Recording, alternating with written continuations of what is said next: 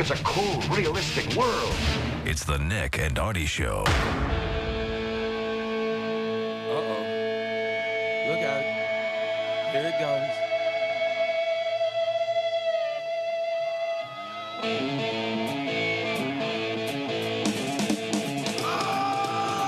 Oh, yeah!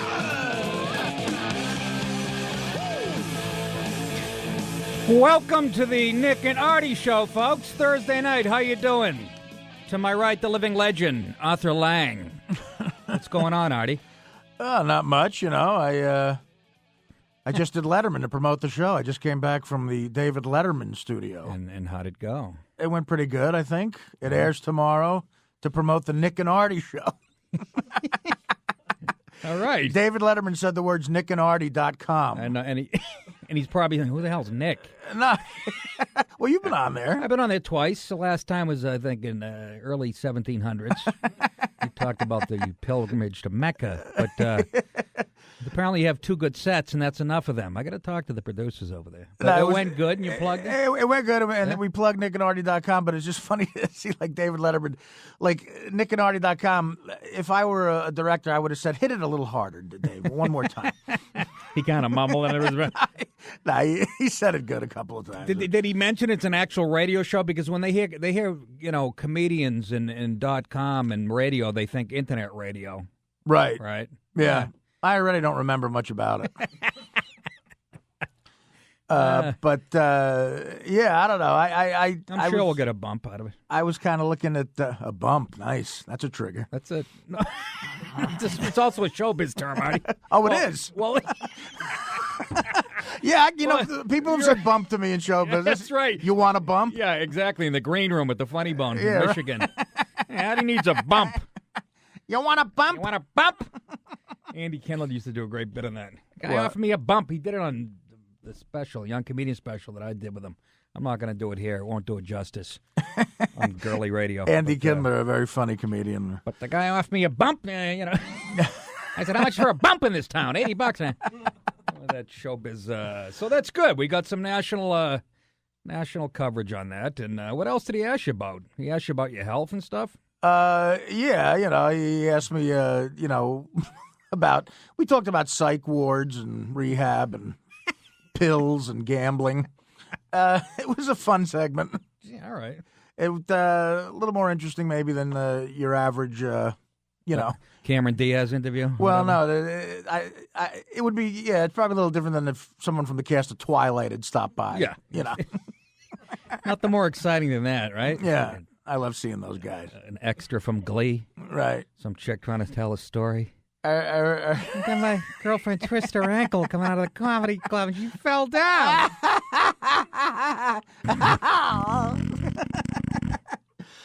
Yeah. So they're thrilled when somebody like you comes on. I mean, well, any comic, I think, because they don't have to. Especially you. Well, but they don't have to work as much, you know, because Rita Rudner, they don't get excited about her background compared to your life. Yeah, well, there's Nothing a lot of stuff to talk about. Any broads in the green room? A couple of broads. I think there's a couple of hot broads that work there. At Letterman? Yeah. Well, he goes through them like there was hats. That's what I read. I don't know if that's true. But it was an A-list lineup. It was me, Eddie Brill, the comedian, and a band called Beirut. Oh, Beirut. I have all this stuff on vinyl. Like, I just wanted to stick around and see. You know, there's some young kid who books the music for Letterman, you know. Where and did he probably had to come and say, look, someone had to say to David Letterman, there's a band called Beirut coming on. And I just like I want to see his face. Like, who cares? It's like, oh, for heaven's sakes. And he throws one of his pens into the ceiling. You know? Yeah. How were they? How was the band? I didn't stick around. You had to get over here. I've always been a fan of Beirut, the city, but not the band. I like their old stuff. Yeah. So A-Rod's again.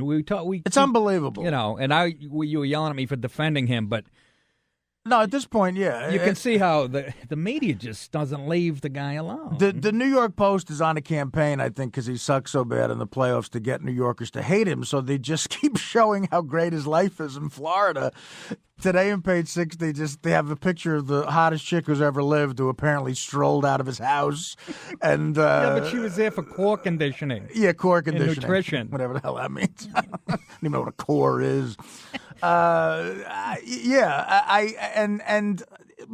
this is, again, never before in the history of time has the media dangled the incredibly wonderful lives of celebrities in front of regular people's faces. You know, it's like it's like they're just trying to piss you off. You walk down the street, there's 400 magazines, and on the cover is just a hot chick after hot chick. And what's happening is women want to look like these women now. You know, lay off the bonbons, shut off the TV, and take Taekwondo 6 hours a day. And get into an age machine. Yeah. There's no woman on the face of the earth with an ass like that over 22. Right. Well, I don't know. Okay, 32. She apparently she like I love when they say like I know I'm not someone who's into fitness when I don't even understand or ever heard. Like they always show a picture of somebody like that and they go, she knows Muay King Thai Phi kickboxing. Yeah. It's something I ordered at Ruby Foods a couple weeks ago. It's Muay Thai.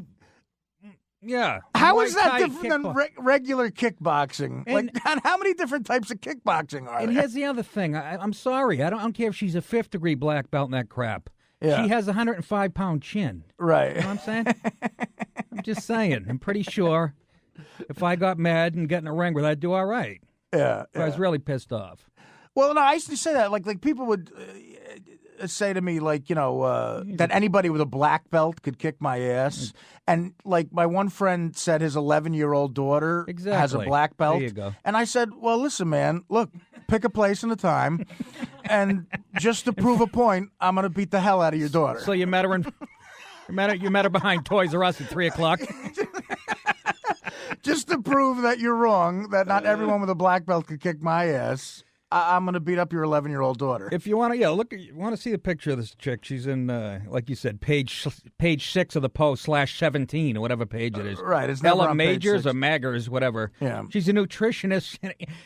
That kills me, too. She's like a 20-year-old broad, like you got to watch. She has the metabolism of a hummingbird at that point. She's a nutritionist. She's a nutritionist and a trainer, and she has 6 Major League Baseball clients. Mm-hmm. Yeah, a translation, she's doing the American League West. That might not be true. I'm just throwing that in there. I doubt it is. I doubt it's true. She looks like a nice I kid. think someone should give CC Sabathia her number, though, quite frankly. And Valverde. Exactly. They're not clients. I say what Tony Soprano said about AJ's girlfriend. I wouldn't throw her out of bed for purging cookies. Yeah, some guys, I don't understand. Some guys, for moral reasons, will say they won't have sex with a hot chick. Like I heard one guy say he wouldn't have sex with a hot chick because he heard her say something racist, and I'm like, God, I'm totally against. My kind of chick. I'm against racism, but I'm so horny. Like I think. I would help out in a cross burning to get laid if the chick was hot enough. Yeah, who said that? Who are you hanging out with? Who said that? The kid from what's his name? I think it was A-Rod. No, the guy from Will and Grace, Hayes. Yeah. Sean Hayes said that. No, but yeah, but this broad works very close with Alex's chef too. Oh, okay. What's she look like? Exactly. Alex's chef. Tell you what, she doesn't look like Mario Batali.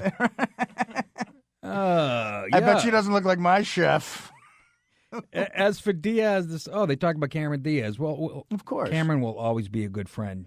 She took a sincere interest in both Alex's personal and professional life. Who's saying this? She took a sincere interest in his personal and professional life. Yeah, exactly. What the hell does that mean? No, but again, now, like these pictures of these hot chicks are all over the place, and women want to look like them. And it reminds me of a great stand-up bit that our friend Dom Herrera did once. Yeah, because like a regular guy would go into a barber shop, and you know how in barber shops they have pictures of models with haircuts. Yeah, male model. Male models, right? Like the guy says to the barber, "Can you make me look like that?" And the barber has to say, "I'll try." Like, but if he wanted to be honest, the barber would go, "Listen, no, I can't make you look like that. Let me explain why. That guy's a male model. You are a human sloth." and nowadays human sloths used to just accept being human sloths, but now everybody wants to be on the cover of Muscle and Fitness. Seems like everybody is. I see more people that are on magazines and on TV who I've never heard of. Right. These housewives of Toronto and Jacksonville, Florida. They're just I've never seen these. And sometimes they're on Letterman and stuff because you get a nice ass. By the way, this woman's name that was coming out of A-Rod's place, Ella Majors or Maggers or something. I tried Googling her, and I'm not good at Googling, but I tried. And I put in Ella, and Ella Fitzgerald popped up, and I almost had a heart attack. I was like, whoa. I Googled it, too, and I found her. I spent the rest of the day cleaning my mouse pad. Anyways, that's how we open the show. 800-546 7663 is the number, folks. If you want to join in, it's Nick and Artie. Got a lot more to talk about. We're going to talk about Hulk Hogan taking Tim Tebow to task. The NFL goes to Washington, and a whole lot more. Come right back.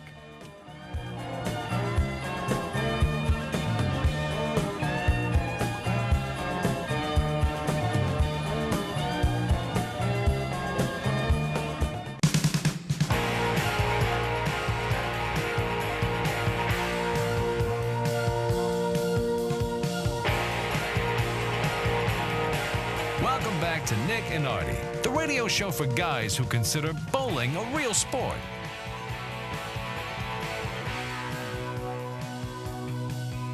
Yeah. Welcome back to the show, folks. Nick DiPaolo and Artie Lang. Whenever I hear bowling, I think of the Big Lebowski, and I just laugh. Were you listening to the dude's story, Donnie? Dude, you're being very undude. We have TVs on, and there's a game going on right now. The Milwaukee Brewers are playing the St. Louis Cardinals. What's the score? National League Championship Series. Milwaukee 4, St. Louis 2. Milwaukee 4, St. Louis 2. That's right. And the What happened to the Rangers? Tigers final. Tigers 7, Texas 5. So Tigers are hanging on. 3-2 that series. Texas. I'm rooting for Detroit. I think the people of that city could use a boost. A bump. Or a bump. I've had several bumps in Detroit. I was just there a few weeks ago. A bump would be more appropriate. Or a boost. I'm watching. Or a pond or a pool, whatever's good for you. On the other TV, they're showing one of my favorite things, Walter Payton highlights. Yeah. And that reminds me of another great John Facenda quote about Walter Payton. He goes, Walter Payton embodied all that should be in a running back. He is at once quick, elusive, and physical. That is him breaking 80 tackles. Just described A-Rod Chef. Also in the sports world, Ellsbury, Jacoby Ellsbury for the Sox. Yeah, there's some good news. Comeback player of the year in the American League, and Berkman. So it's not all bad for Red Sox Nation. Oh, stop with that. Comeback player. It's not even a nation right now. It's a county split into 19 hamlets. It's they're good luck, Lackey. I mean, they hated this guy before they found out he was eating family-sized buckets of chicken. Yeah, put up the highest ERA like in the history of the Sox. I know. As a starter. Yeah. And he's sitting there going, "Where are the McNuggets? I need a wet nap." I had Lackey on my fantasy team. Get points for eating. I don't have a fantasy team. I'm straight. I want to go to Kevin in Manhattan real quickly. He wants to talk about the protesters, which, Kevin, welcome to the show. Hey, Nicky and Artie, what's up, guys? What's happening? What about those protesters? Yeah, go ahead. Hello? Yeah, go ahead. Yeah, go ahead. Hey, I'm sorry, guys. I couldn't hear you. Looks like Bloomberg's really? move him out tomorrow, yeah. Bloomberg's going to move him out? Yeah, not personally, but he says at 6 o'clock in the morning they got to have all their crap boxed up, and he wants to clean the park. Looks like it's a ruse to get him out of the park and pretty much throw the gates up. That's typical It's Bloomberg. It's not, and he's not upset about like what the message and stuff. It's getting dirty. No, Bloomberg don't mess around. If you got if your stuff has to be packed and out by 6, you better get out there. He's like, it smells down there. Thing. He doesn't. He's a liberal, but if it costs some money, that's it. He pulls the plug. But he's What's also your take on that, Nick? I'm trying to tell you. He's also very tighty. You know, he's one of those guys. He's a little. I don't want to say light in the loafers, but. Then why'd you say it?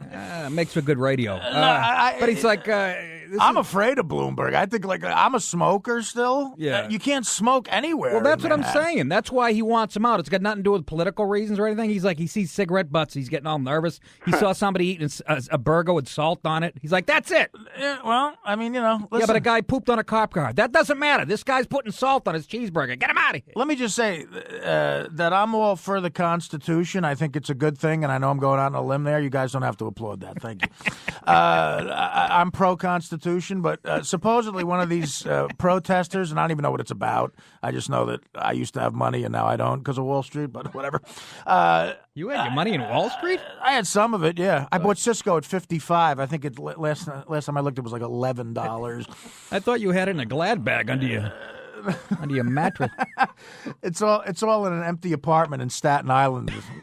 Kevin, thanks for the call. Go ahead, finish your thought. No, one of these guys, pooped, as we can say, on the American flag. That's what I read. Yeah, I mean, look, the burning thing, like.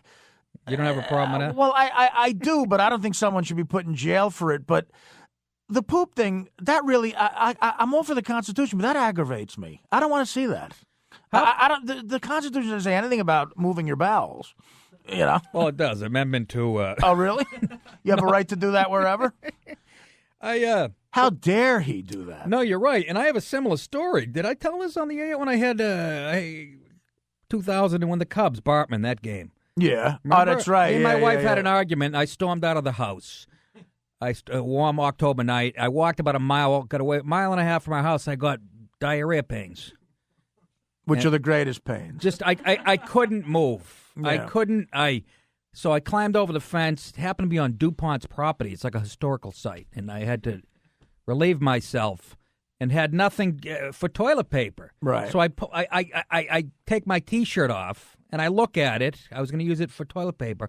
And it was something the New York Fire Department gave me for doing a benefit for 9/11. Oh, yeah. And it had firefighters' names on it. You can't use that. So I had to use my socks. I think it's great. I think it's great that you true didn't. Story. I think it's great that you didn't use it. A lot of people would have and just tried not to tell anybody. That's about right. It.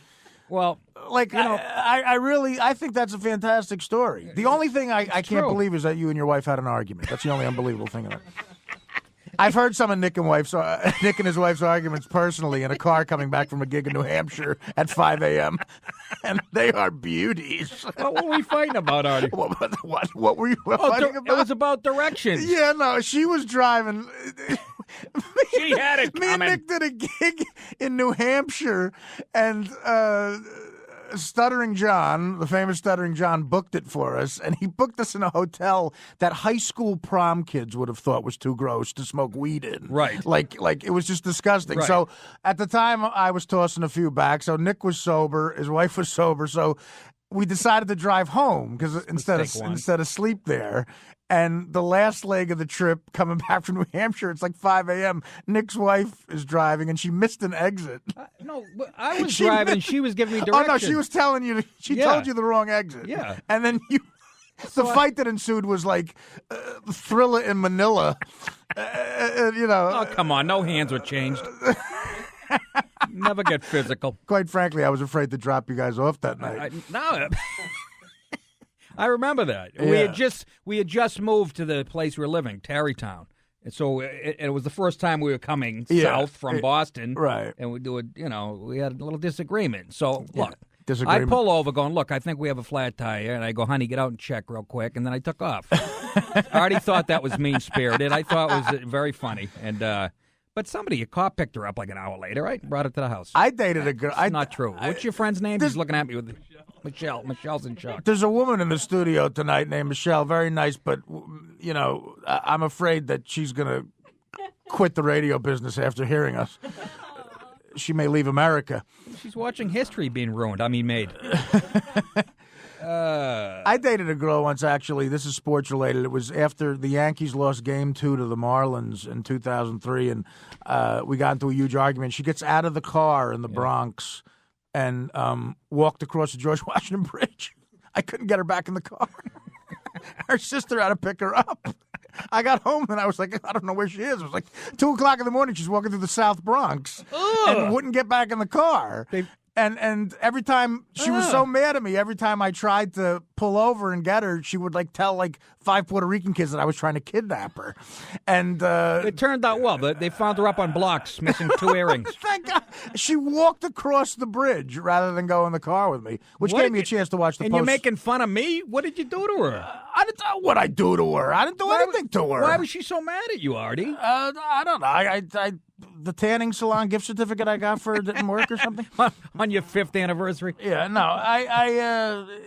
We had a discussion, but I'm saying that listen, all this started with the fact that you didn't wipe.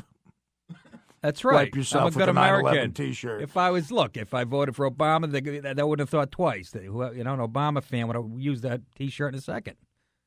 I would never vote for Obama, and it's got nothing to do with racial or politics. It's just I'm a convicted felon. I can't vote. So is that right? I can't vote. I tried to. I got away with it, That's though, hilarious, locally. because that's who they want. The Democrats, they rely on illegal immigrants, felons, kids in college, people who know nothing about nothing. How 800-546. You're lumping me in with other people I shouldn't be lumped in with. No, but you're a felon who knows stuff.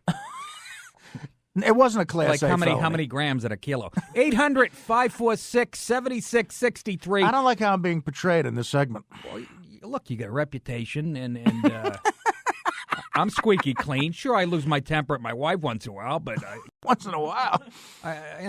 I spent 6 hours in a police station in high school. That was it, with throwing garbage on a cop's lawn. I wish I could remember exactly what you said when you missed the exit, because it's 5 a.m. We just want to get home. It was every offensive thing you could imagine. Come on. My parents are listening to this. No one's listening to this. Look, there were other people in the car, so it couldn't be that offensive. I say that stuff when we're alone. Yeah, right. You were worried about what you said in front of me and Stuttering John. That would have been a good... Yeah, meanwhile, Stuttering John's in the back with his wife doing dirty things. Yeah, that's Remember right. That was that story. Yeah. Yeah. Michelle just made a face over there. We didn't know. They kept it quiet. But they filled us in afterwards, and then I had to take the car to the car wash and hose it down with disinfectant. Right. You ever seen Stuttering John? Yeah, that was a fun gig. Great gig. I'm so glad we don't have to do any more. Hey, I lied to you guys. I said we were going to talk about Hulk Hogan ripping Tim Tebow. And so, you know what? We'll do it in this next segment, actually, coming up. So it's the Nick and Artie Show. It's a lot of fun. It really is. Got a felon next to me. A felon, not a fella, a felon. But enough about Michelle. 800-546-7663. Straight ahead, young kids.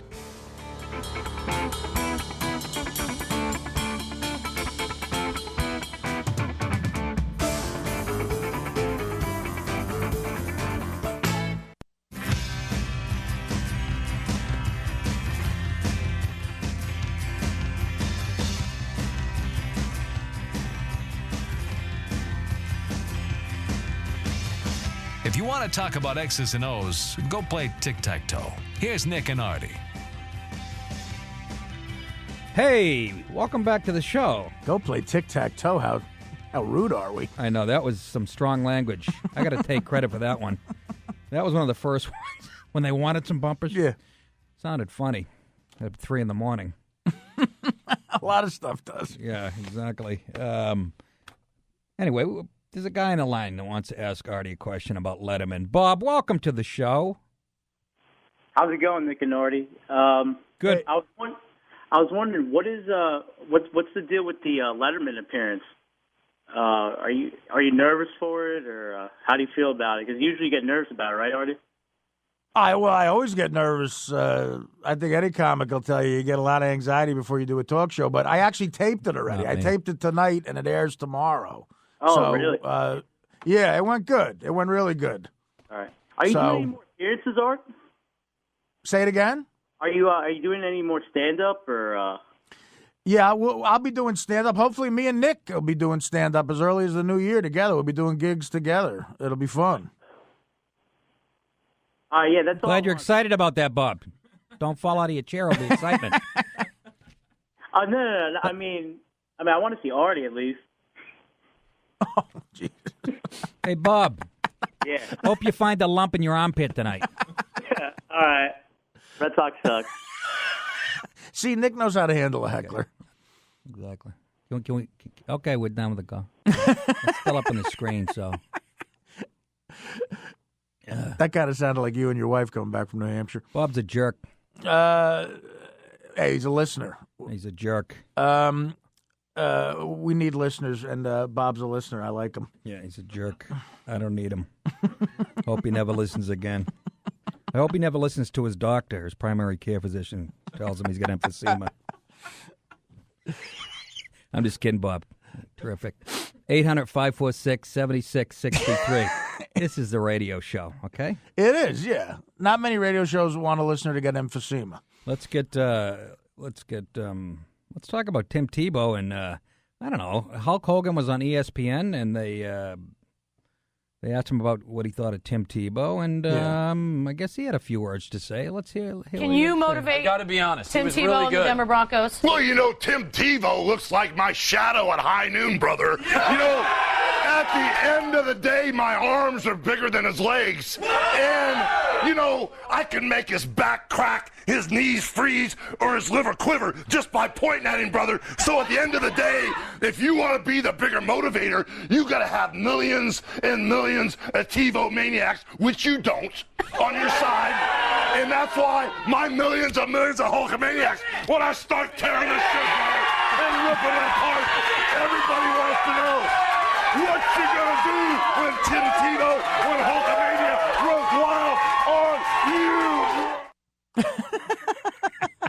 Poor, I'll tell you, I know Hulk Hogan. I met him a few times. He's the nicest guy in the world, and I think he had enough money saved to where he didn't have to do this crap anymore. Think so. Because he's most famous wrestler of all time, and probably one of the best of all time. And I think because of family issues, that just proves you get married and you never know what's going to happen. I think he went through a bad divorce and a tragedy happened. His son got into a car accident that there might be a lawsuit about. And then I think he spent a lot of money on his daughter's singing career, which. So you really think he's tapped and he has to do I don't know if he's tapped, but I think. He still has to be this character to make some scratch, and it depresses me because I love the guy. The guy is like the nicest guy, and I wish him well. He's too legendary to me to be caring about Tim Tebow and screaming that much. Why do they? I don't even understand. Why would you ask Hulk Hogan what he thinks of Tim Tebow? Why would you ask anybody what they think of Tim Tebow? Quite frankly, I don't know if it was somebody that played for the Broncos or football related. Who cares what Hulk Hogan thinks of Tim Tebow? Well, apparently the crowd in that studio they were going crazy. That was like the Beatles. All Hulk's lawyers. That sounded like the Beatles on Ed Sullivan. I know. I'd like to hear that once at a stand-up gig. Listen, brother. 800. Brother, his arms are as big as my legs. 800-546-7663. They embrace religion though. Maybe that was the connection. He doesn't have any Tebow maniacs. I got Hulk maniacs. No, you got Bills, brother. Brother. His daughter tried to sing. Yeah, you don't remember that? You didn't watch that? His daughter, who I've also met, very nice. Oh, well, did I? What's her name? I don't know. Let's go with Ella. I forget. What's her name, Michelle? Brooke. That's right. See, yeah. She's like 6'1", 220. I knew the broad would know. She's a good-looking broad. Yeah, she's very good-looking. But yeah, so why tried singing. She'd be stripping. She tried to start a singing career, and what happened, brother? She didn't have the vocals. She sounds like me right now. Yeah, I don't know. I think the Hulkster might have spent some scratch on that. And, Did he? Yeah. Bribing people at Sony. She's really good, brother. You got to hear her. Heard her in the shower last night. 800-546-7663. We have audio of her singing. Let's hear it, kids.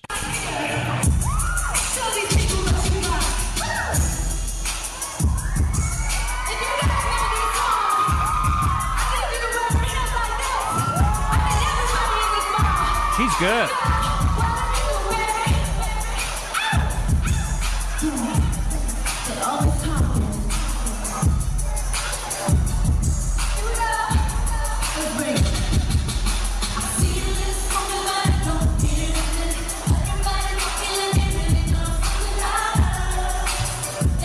Yeah, that was money well spent. Now listen, that's the live version. The studio version's way better. I like her old stuff. Yeah, no. Listen, I can't bust chops because Hulk Hogan really is the nicest guy. Well, he's a good dad for trying to help her. Yeah, she had a reality show. Now I remember she had a reality show called Brooke Knows Best, and I think it was a hit because it was her and a gay guy living together and trying to make it in Miami, and you're rooting for them. Anytime you say "I think it was a hit," must not have been a hit. Well, I don't know. He's a good dad. The only thing he I know seems like a cool cat. The only thing that I definitely know was a hit was Paul Castellano in front of Sparks. Yeah, there's no. That was a hit. Yeah, absolutely. And also in sports news. If that was sports news. Yeah, Hulk Hogan, Tim Tebow. Oh, that's right. Yeah, I forgot about come that. on, okay. We just played Brooks' album, and I forgot about the sports. The NFL has to go to Washington because apparently we don't have enough to do. The people in Congress don't have enough to do. They're worried about the use of HGH and how they're testing the players in the NFL. Right. Whether the test is reliable or not. Yeah. My personal opinion, let them do HGH. Let them do all that stuff. I don't want to watch the NFL like it was when Frank Gifford was a running back and the average tight end weighed 166 and had the physique of Sandy Duncan. I mean, people have changed. We have better athletes now, and let's face it, drugs have a lot to do with it. And the games are better, especially football. Yeah, especially football. I mean, come on. When a guy who's 6'5", 300 pounds, they run like 4.5, 4.6 40s. But that's true. But that's true of anything. Drugs, I think, in a lot of professions, improve anything. Like Richard Pryor, I'm much surprised better. That's coming out of you. Richard Pryor, much better when he was smoking cocaine out of a pipe as a comic. But I don't know. I agree with you. I don't care about HGH. Don't let the kids do it. Once again, they always bring that angle into it. I don't have kids. Who cares? But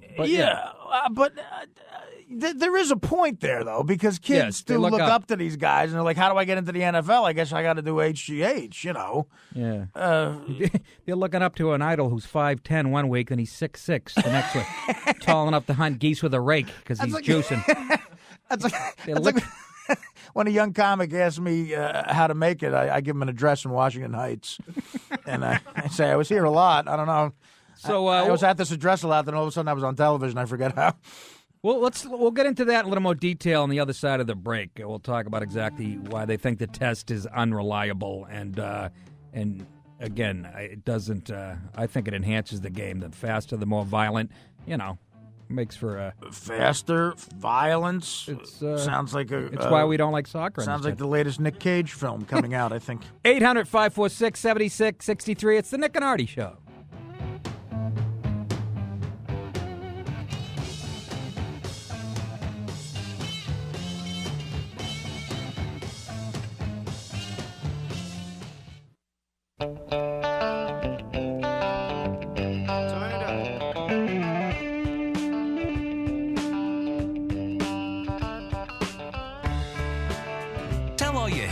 Fan friends that NWA now stands for Nick with Artie. It's Nick DePaul. How long you need? Everything all right?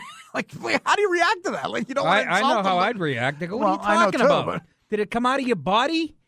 It didn't? You picked it up at a store, didn't you? You chooch. Get back to work, you idiot. Yeah, well. Put on a skirt, get it over with. And a big floppy pink hat, jackass. That's how I deal with it, Artie. Listen, I think that sounds very professional. Woo! Senator DePaulo. That's right. I had a little bit of stock in IT&T, but I always thought it would be Governor DePaulo, Senator DePaulo. We'll get there, Artie. We'll get there. Let's go to Andrew in Orlando. He has an opinion on athletes taking drugs. Andrew, welcome to the show. Howdy. Hey, I totally disagree with you guys. I don't think there's any room In All right, nice professional talking to you, sports- Andrew. Bye-bye. No, I'm not. I'm kidding. Relax, Steve. Jesus. Oh, okay. I just Go don't ahead, think go there's ahead. any room in professional sports for drugs. And Yeah? I think the real Really? heroes are the guys who didn't do steroids in baseball and football. Yeah. Guys like LeBron James. Andrew, can you name 2 guys in the NFL who didn't do steroids? Can I tell you my favorite part of dirty work? Sir, answer the question, sir. Is your favorite part of dirty? Your favorite part of dirty work? I'll just fluff Artie for a minute and then get off the phone. Go ahead. My favorite part of dirty work is when you say, I live with my dad at the bar as your pickup line. All right, Thank see you. guys. Take care. Good show. Thanks, See you. buddy. Thank you for calling, Andrew. One of the 30 people who saw Dirty Work called in. It's a film I did with Norm Oh, Macdonald, no, it's an excellent film. Jack Warden. Jack Warden played our father. Well, you got the dirty work jacket on. Yeah, it's. I have 2 jackets and 4 shirts. I'd like. Where do I get? It says dirty work on. Can I get that jacket that doesn't say it? Because I wasn't in the movie, and I wouldn't. It's like wearing a Marines outfit. I'm not in the Marines. If Can I get that if you jacket? Google reasons Artie's not in movies anymore, I think you can get it there. That's not like in the Smithsonian next to Archie Bunker's chair. That coat. Next to Fonzie's jacket. Yeah, exactly. No, that's. I appreciate that kid liking Dirty Work. Underrated film, by the way. Here's what I don't understand about this HGH thing. The Yeah. union believes NFL players could naturally have higher HGH levels than those of other athletes. Why? How do you explain that one? Spielberg? I'm doing your racist professor now. Let's go to the Jewish kid. He knows it's a medical question. No one knows what that means. Oh, we were talking about it between break. During the break, our producer Aaron Spielberg told us a touching story of how he was a victim of anti-Semitism, and By a Nick didn't professor believe down it. south. Well, nice. Yeah, I don't know. I need more proof, but I believe him. What kind of proof you want? Well, it's not 1950. What do you mean, what kind of proof? You want video of the So, guy? so the painting guy a got fired with no swastika? proof? Just on word he got canned? Really? Yeah. Okay. Is that how it works? All right, sure. All right. 800-546-7663. Artie, you look like a guy who has natural higher HGH levels.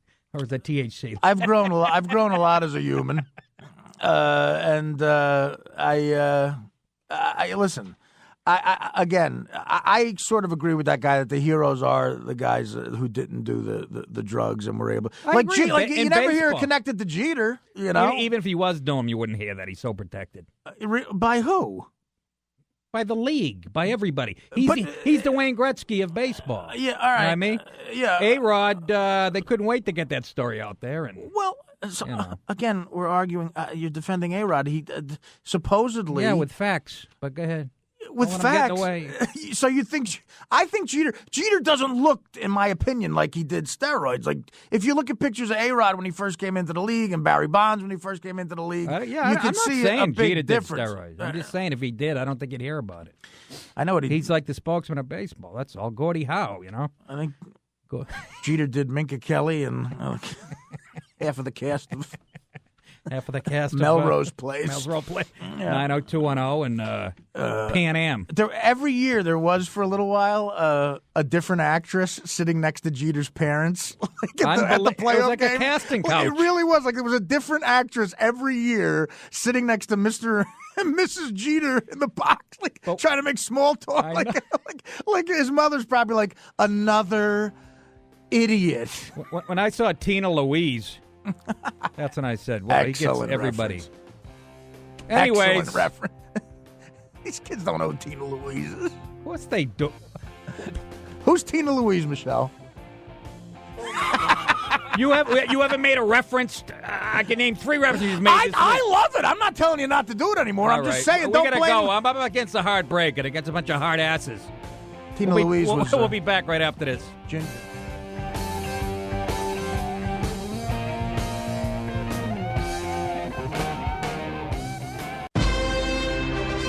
And now, the radio program America has been waiting to hear. The radio program that answers the question. Hey, what's the matter? The TV broken. It's Nick DiPaolo and Artie Lang.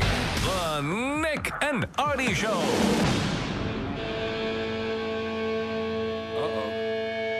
Look out. Here it goes.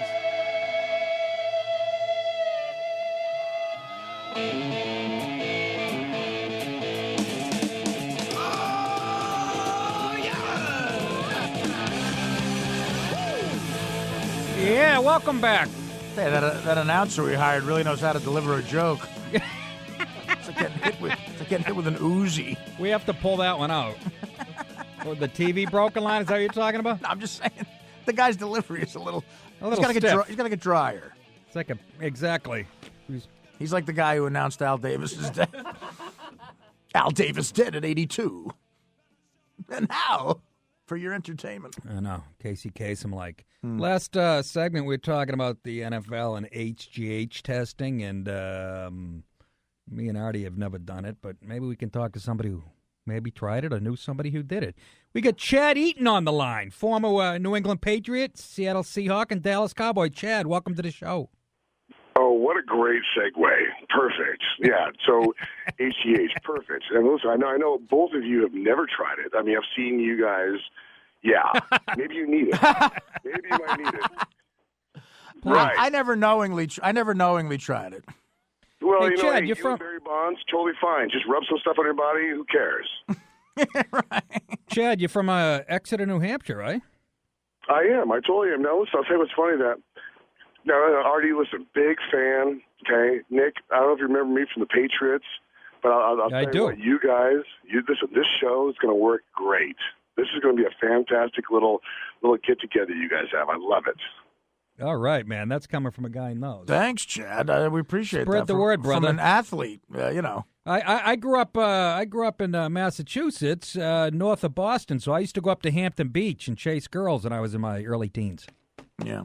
Well, I mean, listen. Then you better get on some HGH to just to get back to your glory days. I mean, holy moly! Oh my gosh. You're right, man. I don't have a cut left in me. But Chad, let's talk about Pete Carroll trying to recruit LeBron James to play football. What do you? Is that just a little? Is that a little tweeter excitement for the nation? Or first of all, do you think LeBron James could play in the NFL? All right, so I'll tell you something. Now, Pete Carroll was my coach for the Patriots for a couple of years, and I love Pete. Now, we're old friends, and it's fantastic. But Pete also knows this. He knows how to stir up the media, and he also knows how to put seats or butts in the seats. And in Seattle, and I played for the Seahawks, and so he's doing a great job up there. He's a Northwest kind of guy. He's the SC kind of guy, and being from California, he's kind of flamboyant. And I mean, for God's sakes, he has a Twitter account and he's tweeting back with LeBron. I mean, it's kind of gay. I mean, to be honest with you, okay, but fine. But if we can put some butts in the seat, that's fine. I mean, I'm serious now. Now, think about this now. LeBron. I mean, didn't we already kind of shoot this movie like 2, 3, 4 months ago when Ocho Cinco was going to play soccer? Yes. Right? Yeah, and you know what? That's what he should be doing. If you've been watching him this year, he should be playing soccer. Well, hey, Marvin Lewis probably agrees completely with you. But I'll tell you something. With LeBron, you got to think of this. Now, Nick, I don't know if you remember back in the days of New England. Now, I was a media whore, and that's fine. There was no Twitter. There was no MySpace. Facebook. Right. I was just saying you had a face back then from under them. Yeah. Yeah, you were all over the tube. Yeah, oh, absolutely. I mean, yes, absolutely. But no, listen, we didn't have that stuff back then. So LeBron, being the media whore that he is, he's bored. He's bored. He's sitting around. He goes, you know what? I'm going to play football. Really? Come play football. I might come out of retirement just to go into a training camp to knock the crap out of him. Chad, Mark Murphy, remember the Mark Murphy for the Packers? Yes. He said, he was quoted as saying he thinks LeBron could have came right out of high school and played football, or some quote like that. No, you know why? Listen, I'll tell you something right now. Listen. It takes an ill, sick, crazy MFer to play football, especially NFL. Period. Oh, listen, there's nobody going to check you. You're going to get a foul. You're going to get a free throw. None of it. Yeah. You're going to look at the ref, and you're going to tell the ref he was holding me. The ref's going to look at you and go, blow me. Fine. Period. That's all he's gonna say. Hey, this is. Wait a minute, Chad. That's Chad, this is an internet radio. We can't say that. Oh, I'm sorry. Do you believe me? I'm sorry, Artie. That's I'm all right. sorry. It's all right. Nick, I'm sorry. Yeah, that was very offensive. But, he made a reference. He made a reference to oral sex. But LeBron, you got to admit, I mean, the guy's a pure athlete. You here we go. you give him some HGH. It's the Nick Come on, he's a defending tight end. LeBron segment. I'm not defending him. You got to tell me. It's like this. I mean, listen, exactly what he tweeted. Just kind of try to dissect what he tweeted. He tweeted, Pete Carroll's like, what do you think about being like defensive end, being like, somebody who scores touchdowns? What LeBron says is this. He goes, I'm a touchdown maker. Really? Really? Well, let me tell you what. Have Ray Lewis come across the middle and knock the living crap out of you, and we'll see how tough you really are. Because guess what? I guarantee you'll be in the training room all day, getting treatment, and then we'll see how you are the next Saturday after that. Period. Yeah. That's a good. Well, first of all, how do you think the owners of the Heat feel that that LeBron James might play football? That's one of those things where, like, Exactly. LeBron, the owners go, "We don't want you playing football," and he's like, "You have a problem with that?" And like, well, yeah. Well, no, hold on, Artie. No, listen, hold on, Artie. Hold on. No, you bring up a great point. Now, I guarantee you, it's not in LeBron's contract. It says, okay, listen, if there's a lockout and there's kind of a problem, guess what? You can't play, let's say, soccer. You can't join with the Hells Angels, and you can't play in the NFL. All right. I guarantee you that's not the contract. Okay. Yeah, in the negotiations, you was in the negotiations, you assume that you're not going to play football ever, right? In the NFL, I mean, we don't have to put that in writing, do we, LeBron? Chad, how come Chad, you're like an interesting guy. Why don't you have a reality show, brother? I'll tell you what. I shot that movie. I started that movie, and it didn't really work out very well. I'm kind of the Artie Lang of the B-rated version, and so now what I do now is I coach college football, and I love doing it. Where do you do that? What school? I coach at a all-black university at Central State University in Ohio. Central State University in Ohio. Is that right? That's right. How you doing this year? What's the record? Well, we're not. Why'd you got to bring that up? Now, listen, I thought we were talking about LeBron. I mean, come on now.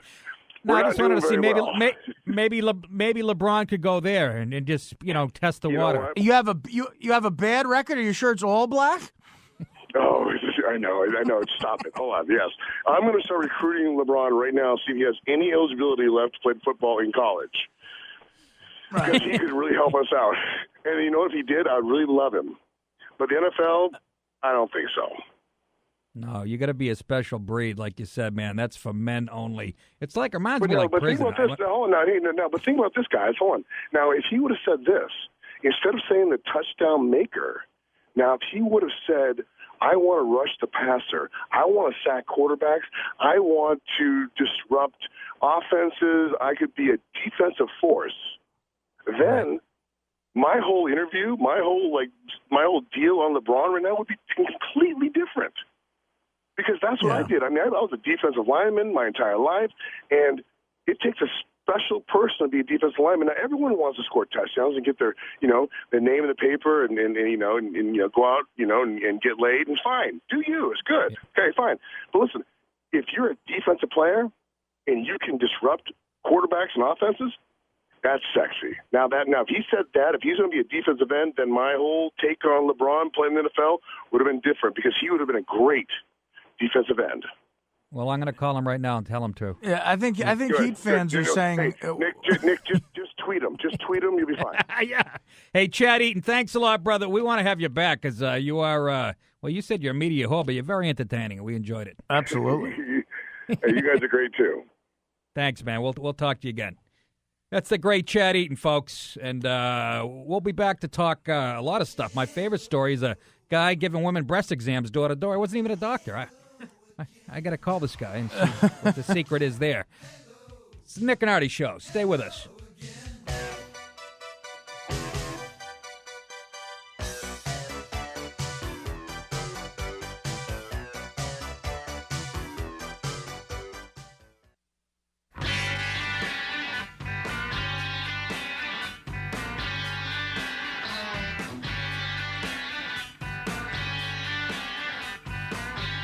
Now back to two guys who've done for Sports Talk Radio what Steve Bartman did for the Cubs. Exactly right. That's Artie. Jimmy Page. I hope that was me. I hope that wasn't Michelle. Artie has a cramp in his calf. What used to be his calf. Now it looks like a pastry bag. You know, I'm What? actually considering, those fake legs that they have now that they give to people who come back from the war? Yeah. I'm considering getting them anyway, even though I don't have an injury. I think there'll be an improvement. But they won't support you. Oh, They'll bend like paper clips. Enough with the fat jokes. Got to sit here and listen to you massage LeBron James all night. The guy's a good guy, and you know what? He's a terrific guy. He's not cocky. He should play football, any position. Cocky. And you know what? It's the worst argument I've ever heard in my life. He's not cocky. He's not cocky. He's not cocky. Yeah, all right. Oh, yeah. There's so many other guys that are worse than him, though. That's what I understand. But anyways, yeah. I was just trying to get you going a little bit, and I did. Yeah, I mean, you're right. There's no evidence or video that would show that LeBron James is cocky. There's two guys with him. I'm not saying they're not cocky. Yeah, you are. You never say I'm saying that. LeBron James is the only cocky guy on the planet. I don't like him. I get nothing. Chris Bosh, I kind of like. Dwayne Wade, I got nothing vested in this. I hate the NBA anyways. I'm just saying there's a lot more a-holes in pro sports than LeBron James, in my opinion. Name one. Kevin Garnett. I don't know. Is that a player? God, I love Garnett. No, Garnett's the real deal. Okay, I'll pick another one. Petroia. No. Come on. He's the only real deal out there. I can't wait till Ortiz Mark Teixeira. I can't wait till Ortiz is a Yankee. I can't either because I don't want him on my team. I can hear lazy, boneheaded. I can hear Sterling. I can hear Sterling now. We don't want to Ortiz you. But another home run by Big Papi. Not to Ortiz the next segment. Call Mommy, call Papi. The Giambino. The Giambino, the Dominicano. Ugh. Milwaukee 4, St. Louis 2. What inning? I know it's the 9th, right? We have TVs in here from 1968 with rabbit ears on them. Yeah, Can you adjust that, Artie? One has adjust the rabbit ears. One has highlights from the 70s on it. The other one has a baseball game on it. 800-546-7663. Let's go to Evan. Has a question about Ortiz, actually. Evan, welcome. Nick DiPaolo, my favorite comedian of all time, and of course, thank you, brother. Artie Lang. There you go. Sharing Nick, the love. I feel better. Gonna rip me. Yeah, go ahead. Nick, you don't do the roast anymore? I don't do the roast anymore. Somebody has a problem. I don't know. Somebody over there doesn't like me, but there's a lot. A woman, probably, right? Evan, I've been saying that. I don't know that though. I got to be honest with you, and I'll make this public right now. This guy, Joel Gallen, who's a director, he did the Pam Anderson one, which I was already scheduled to. But since then, he became the director, and I don't know that it's him. The Hollywood people go, "We like you." Yeah, and there's a bunch of chicks running Comedy Central. I'm sure I offended them with some bit about their breasts or their dirty feet. Joel's a friend of mine, so I can't say anything bad. I get offered the roast every year. Thank you. I'm a fan of you both. You're in the situation. And, I feel like the roast, that's not what you're about. Your stand-up is genius, but your roast is like a microcosm of you, which is, politically incorrect and mean. That's exactly right. You hit it right on the head, Evan. No, you're the best, Nick. When I get scratched, I come to see you at, Italian restaurants that are, No, all right. But actually, Artie, a quick question. I'm a Yankee fan. I want to see Ortiz in pinstripes with the short right porch. Would you accept him, true. Even though he's from Red Sox Nation? Would you accept him as a Yankee? Listen, absolutely. I'm, at this point, I'm cynical about it. We accepted Boggs, Clemens. They all came here to get rings. Why not let Ortiz do it? I'd like to. I'd get up and cheer him while I'm eating a $17 steak sandwich and paying $11 for an O'Doul's, which is all I'm allowed to have now. What about Jack and Water? And no more Jack and Water. Those days are over, which means fun is over. But what else can you mix with water? Anything? I've never tried anything else except whiskey. Sprite Zero. Yeah, Sprite Zero. If they made Jack Daniels that had electrolytes in it, like Smart Water, I'd drink it. Evan, would you like to see Ortiz? You'd like to see him in the Bronx? He always kills. I remember I know. that look. I know. He hit a home run, and it's probably July now, and he has that great pose, like when you know he has it. So I'm all about that. He's a good guy. I'd like to see Ortiz in the Bronx as long as it's in the stadium. not on Jerome Avenue. I don't want to see him. I want to see him in the Bronx parking cars. He already did a commercial where he's hugging Yankee fans. So take your ass south if that's what you want. Tom Brady wears Yankee hats. Hey, thanks for the call, Evan, and thanks for the props. I feel better about myself. Sit next to a living legend over here. I can't get no love. Then I go home, I get less love. Might as well sleep here tonight. Listen, you got to calm down. You're a good comic. You've done well for yourself. Yeah, that means a lot. You're a good comic. Can't even get on a roast. Kiss my grits. How's that for comedy? Listen, the roasts, they don't do much for careers. Look at Whitney Cummings. She's got 8 shows on. Fantastic. Lisa Lampanelli. I can't wait. I can't wait for Whitney Cummings to knock down Billy Joel's old house and put up a $30 million one like Jerry Seinfeld when she has syndication money. That'll be the day it's over. 800-546-7663. Whitney Cummings at P. Diddy's white party in the Hamptons. I know. Oh, boy. Next to Rhiannon. And it's funny, I did a gig with Whitney like a year ago, benefit. She's a nice girl, actually. I like her. And she's funny. Ended up, and I wouldn't go that far. But I'm up in Boston. Well, that's the point of my story. She's like, it was a benefit to raise money for cancer or something. Like, she's the big name on the poster, but I had to go on last, Yeah. She wouldn't go on after me. Well, why is that? Because tear her to shreds. She's anti-Italian. Yeah, can you imagine that? Yeah, Jew broad. No, she's not. Cummings, that's I think she came over with Henry Hudson on the prejudice against a Jew broad, prejudice against Italians. Goodfellas. Yes, Steve. Steve broke his cherry. That was a perfect. Well, I'm glad he played that to explain what you just said, because quite frankly, if he didn't, you'd be in trouble. No, come on. I was going to explain it anyway. What am I, new to this? Jeez. Oh, you were going to explain it. I'm sorry. I jumped the gun. I'm watching an old episode of Falcon Crest. I'm half. I'm half Jewish myself. For crying out loud. Are you really? You said something what did I earlier say? that was the black thing, the black coach. I said the all-black school. Come on, that could have got us in some heat. Well, yeah, but in Medford, Oregon, I don't think so. Oh, yeah, that's a bastion of Jews. Can we get off this subject, please? What subject is it? I didn't even know it was a subject. I have a list here. We're supposed to talk about certain stuff, and then somebody calls, throws it to you, and next thing you know, we're in Hampton, New Hampshire. Well, I used to be I used to be in an improv group, and I excelled at it. And that's right, New York talk. Let's actually, I was in an improv group, and I was really bad. Let's take another call. This is something. Jeff wants to talk about a cocaine scandal that I don't remember Artie was in. Go ahead, Jeff. You guys are killing me tonight. We're good. We're gonna be famous real soon. Yes, you are. I was going to try and be funny, but then Nick said, "Kiss my grits," so I can't follow that. You can't follow that, Jeff. Nick with another 1938 reference. Yeah, let's do some more Harry Carey. Go ahead.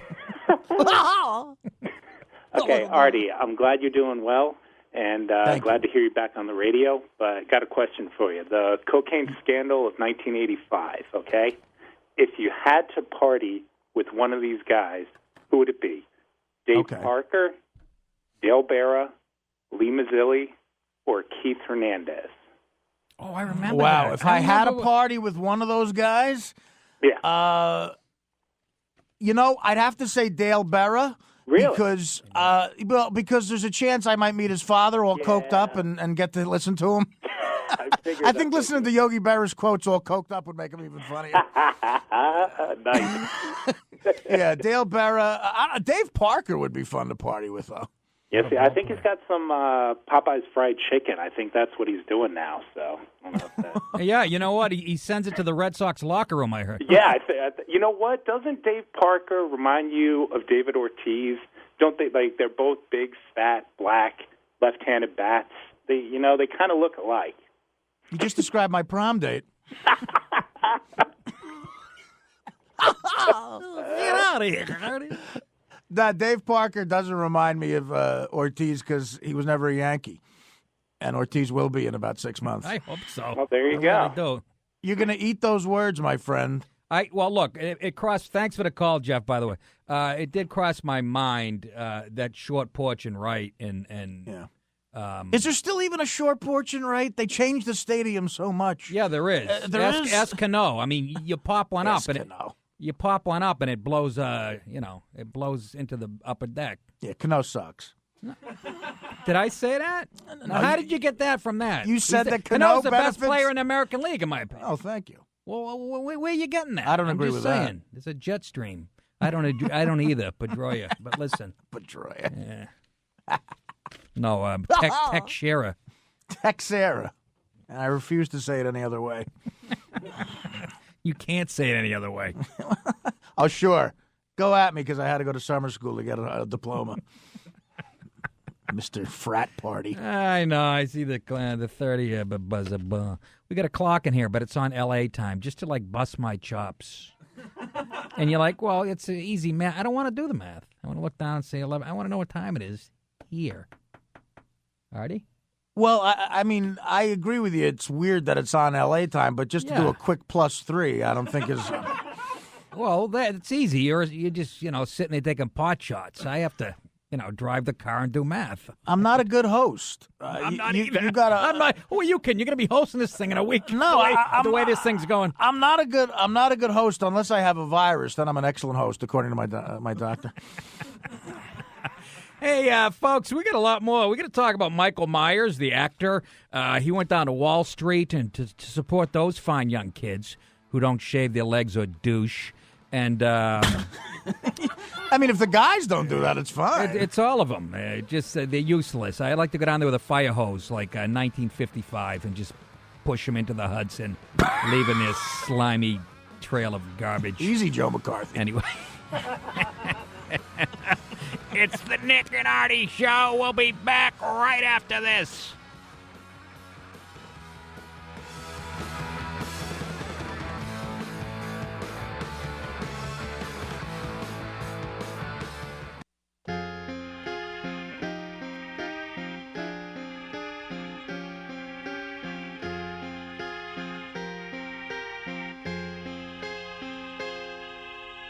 Back to Nick and Artie, or as they're known to girls, the tools of ignorance.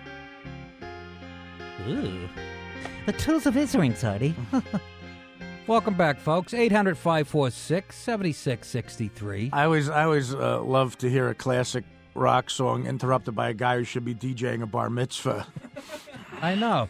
Yeah. I was getting into Dream On, and all of a sudden you're, now back to two guys who think X's and O's are like the pickle. I know that. That's like, they got to start giving other guys, that's that common voice, and they audition for this stuff, right? Do they? Or is it one guy that just, for the last 10 years? I think we auditioned. They made us audition. It's working out great. Absolutely. It is. I already filled out an application at Dunkin' Donuts this afternoon.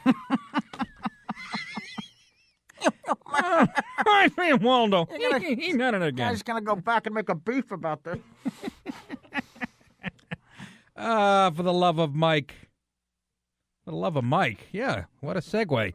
Mike Myers was, don't jump on it, Steve. Relax. He's ready to hit the button like a kid with a Nick, new before machine. you get into this, there's a promo on television for a Jason Bateman movie. I just want to finish watching it.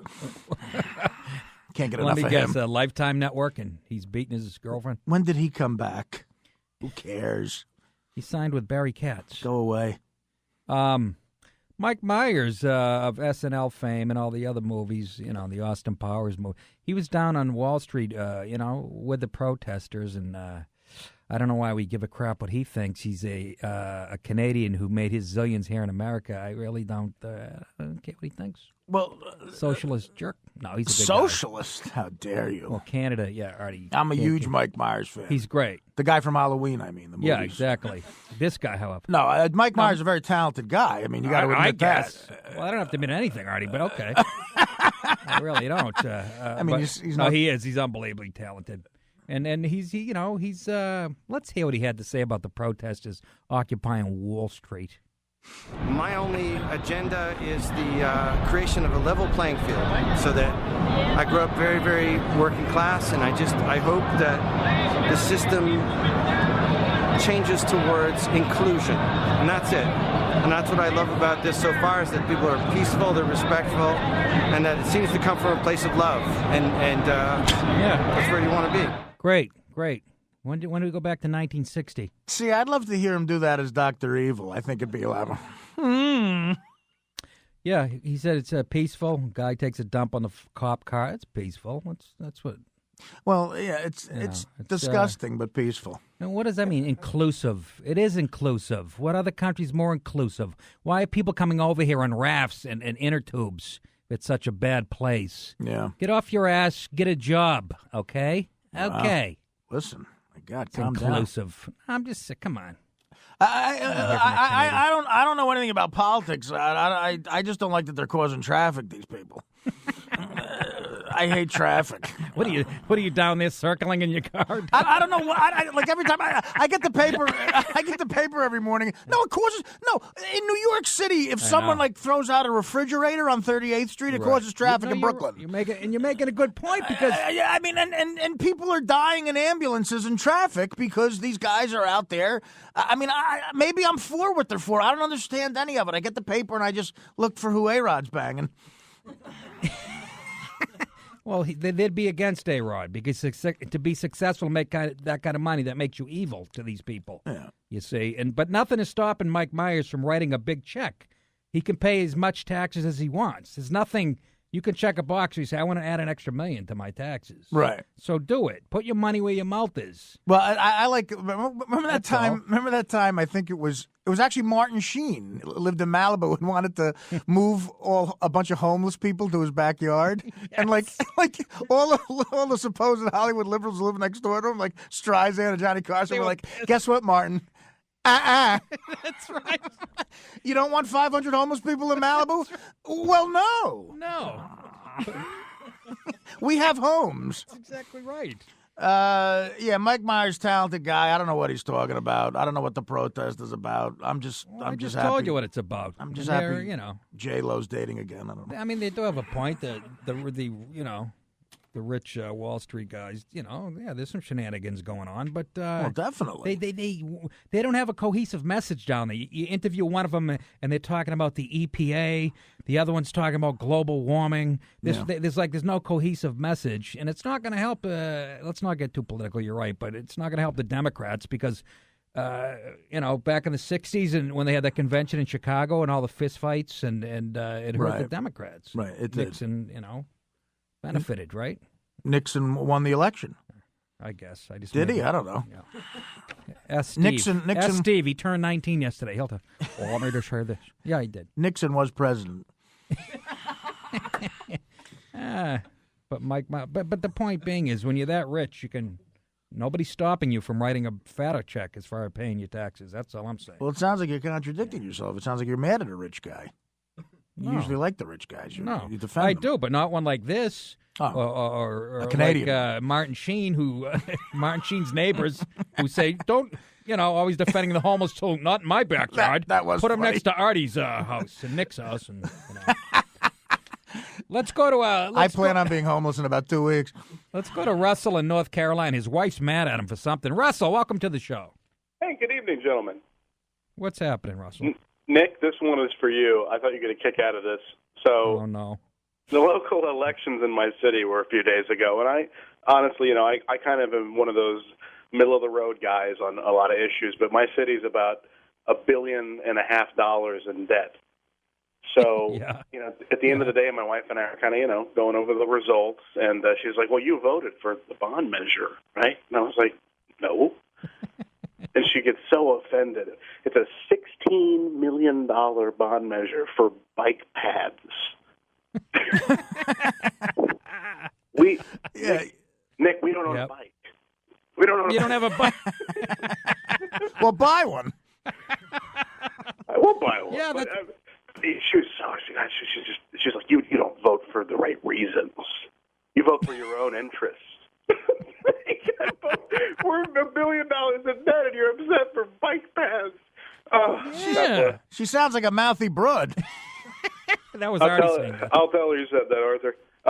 No, let me tell you something. I'll tell you how I used to vote. I was in the Carpenters Union. However, our foreman told us to vote. He would say, these are the guys you're voting for. Tony Biaggi.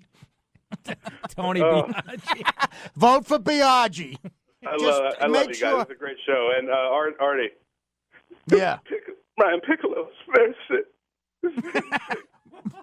Brown Piccolo's very sick. He may not make it. It's 4th down and 8. They won't let me punt. I love you guys. Have a good night. See you, All right, Russell. buddy. Brian's song we were doing. Saddest movie ever. No, it's not. Oh, please. It made Schindler's List look like Porky's, I told you. Oh, Jesus. It was sad. Oh, That is my terrible. God, was it sad. It's the worst thing I've ever heard. I've seen Schindler's List 8 times. I thought that was Spielberg's best movie. You think so? Yeah, that and Jaws.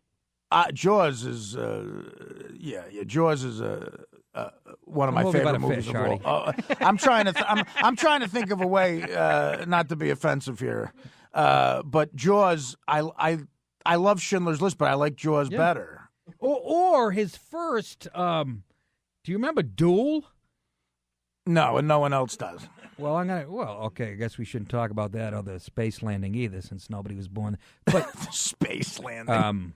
We didn't land in space. We landed on the I'm going to tell moon. you about Duel. You know, you're typical. You got to learn your history about Spielberg. He did a movie called Duel, which you would love, by the way. You talking about Aaron Spielberg, our producer? Yes. Yeah, not Steven Spielberg. Aaron. Yes, Aaron. No, but there was a movie called Duel in the 70s. It was a made-for-TV movie. It was a guy in a car being terrorized by a guy in an 18-wheeler. Right. And it was the most frightening. There you go. Sounds better than Saving Private Ryan to me. Oh, you got to be sarcastic. You didn't like Saving Private? I wasn't being love that. sarcastic. You know, I forgot about that. I put that right up there. That's a great one. It's between that and Practical Magic with Sandra Bullock. Practical Magic. Hope floats. That's my. We got a new one. Anytime we're joking, I did this at the Comedy Cellar almost every night. People be talking about films, and I did this for 6 months straight. Right. Guys be arguing about. I go, you know, it was a great film, Practical Magic with Sandra Bullock. I never even heard and they'd of it. fall for it. Yeah, exactly my point. They'd fall for it every time, and I got a big kick out of it. Anyways. Well, when we come back, we'll listen to Duel trailer. yeah. No, I wanted to talk about Jaws. And we'll talk about that, too, when we come back. We only have so much time. I mean, you know. I'll chase him for 3, but I'll catch him and kill him for 10. It's Nick and Artie. Stay with us.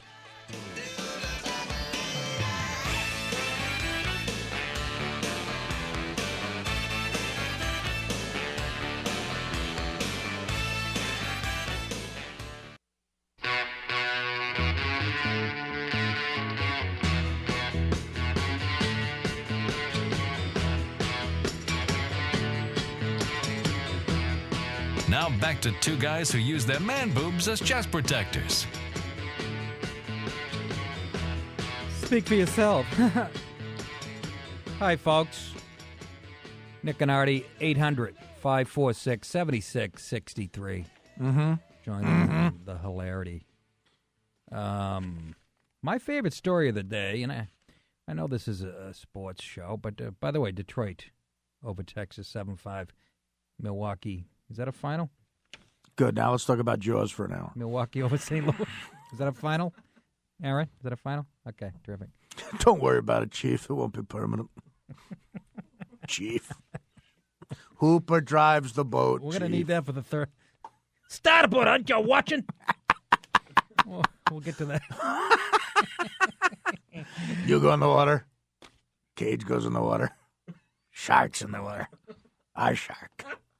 Farewell and adieu, my fair Spanish lady. Farewell and adieu of Spain. We had just delivered the bomb, the Hiroshima bomb. It's the USS Indianapolis, Chief. It won't be permanent, Chief. Bumped into a friend of mine, Herbie Robinson. Baseball. Mate. Baseball player from Cleveland.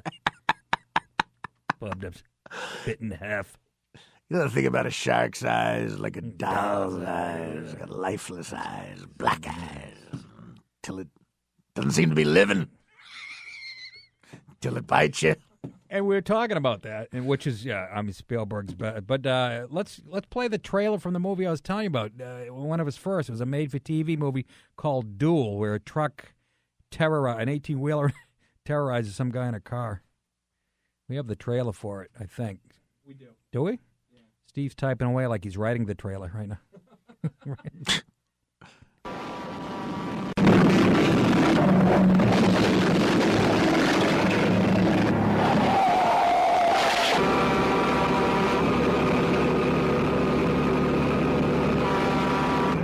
Okay. You want to play games?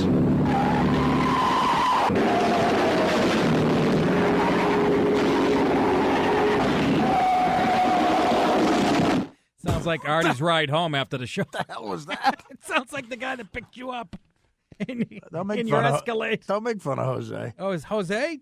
Jose, yeah, that's his name. That's nice. Nice setup you got there. Yeah, that was a great movie. Again, you have to be in your early 60s to remember it. But yeah, that trailer Aaron really saw it. That trailer really makes you want to run out and rent it. I know. It could. That sounded like the GW Bridge at 5 o'clock. What the hell was that? Just some guy goes, "Oh, you want to play games?" Yeah. And then a truck is like going. Somebody's leaning on a horn and gunning the gas. Sounds like the worst movie of all time. It wasn't. It was excellent. It wasn't because I wasn't in it. What's your favorite story of the day? My favorite story of the day is this 81-year-old guy who was busted for performing free breast exams. Well, they were free. He was door to door. An 81-year-old Florida man busted performing fake breast exams on 2 women. He struck a deal with the prosecutors that saves him from a 45-year prison sentence. Philip Winikoff was arrested in 2006 for pretending to be a doctor at an apartment complex in Lauderdale Lakes. Oh, my God. Where's the part? Winikoff used a little black doctor's bag to carry out his illicit ruse. Ooh. Was this 1932? He told people he was Matlock. What the hell? He conned his way into the first victim's apartment, a 36-year-old woman, ingenious.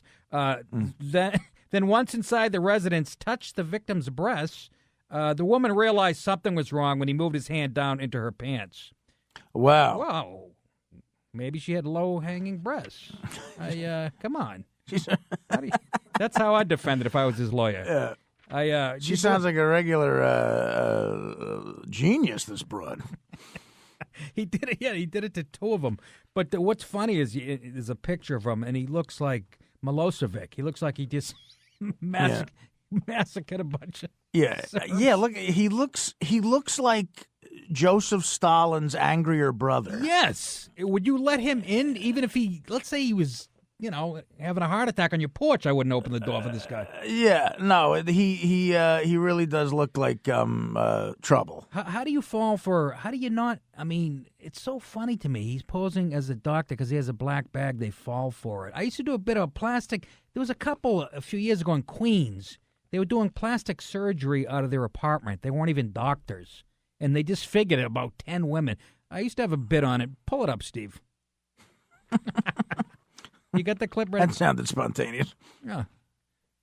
Steve, honest to God, really? We're in such a hurry to get plastic surgery now, we don't even check out the doctor's credentials. Do you hear about the guy in Queens last year doing plastic surgery out of his house as a hobby? He wasn't even a doctor. He was just around for a couple weeks. He disfigured like 10 people. And you know what? They deserve it. How stupid are they? This guy's working out of his house. That should be a red flag right there. You know what I mean? If you ring your doctor's doorbell and you hear a bunch of dogs barking, a pit bull looks out the window wearing a Mets t-shirt. How do you not know he's not a real doctor at that point? You wake up in post-op, you're laying on a dirty futon on his kitchen floor, there's a cat taking a dump in a box next to you, there's 3 illegal aliens laying on a ripped beanbag chair with tape over their eyelids. You look at your IV, it's an upside-down Sarah Mist bottle hooked to a garden hose. That's enough. It's a lot of words, folks, I know, sorry. That's enough. That's almost as funny as the Duel trailer. No, that's great. That's great stuff, man. Boy, you get mean when you get behind the mic. Not mean. What are you Everybody talking thinks about? You're like a happy-go-lucky guy. It's called performing. Well, we get 10 seconds. It's a Nick and Artie show. We got to wrap. It's a hard break, Artie. We'll be right back after this.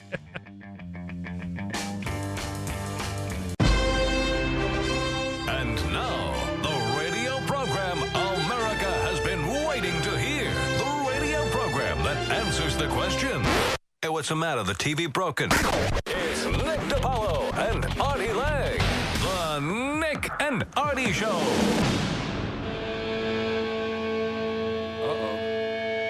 Look out. Here it goes.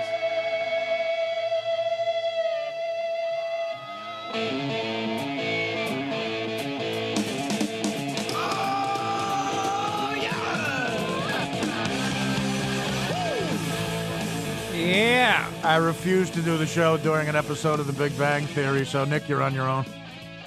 Let me have a Dorito. Go right ahead.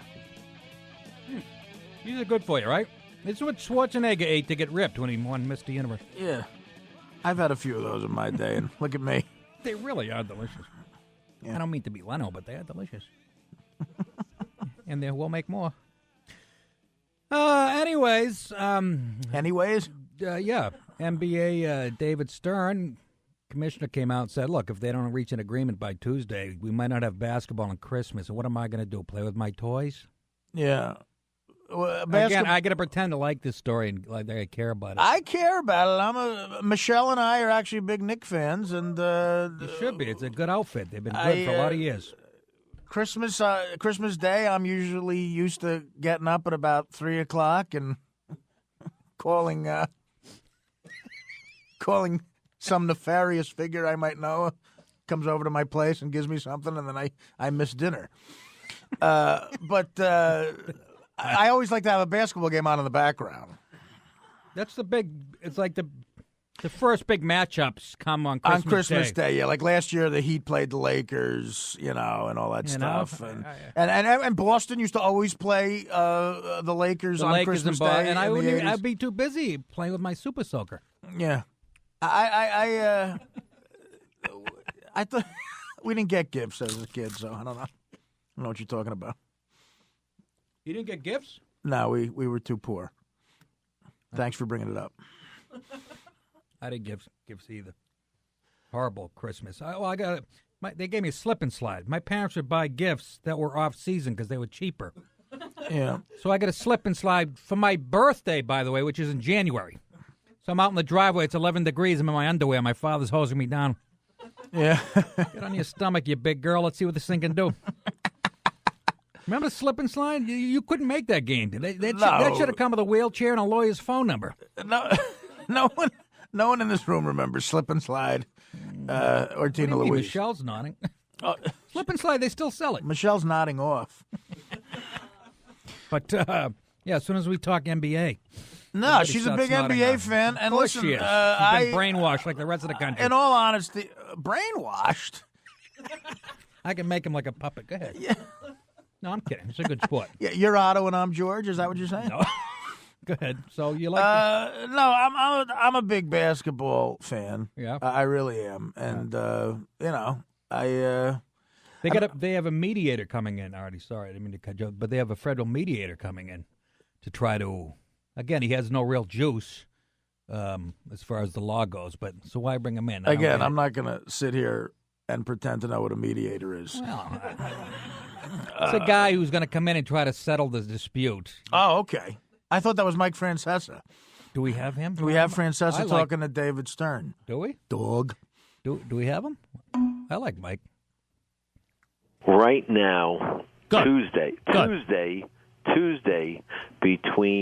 just before my owners come into town, having brought in the Labor Relations Committee and Billy having brought in his executive committee, it's time to make the deal. If we don't make it on Tuesday, my gut, this is not in my official capacity of canceling games, but my gut is that we won't be playing on Christmas Day.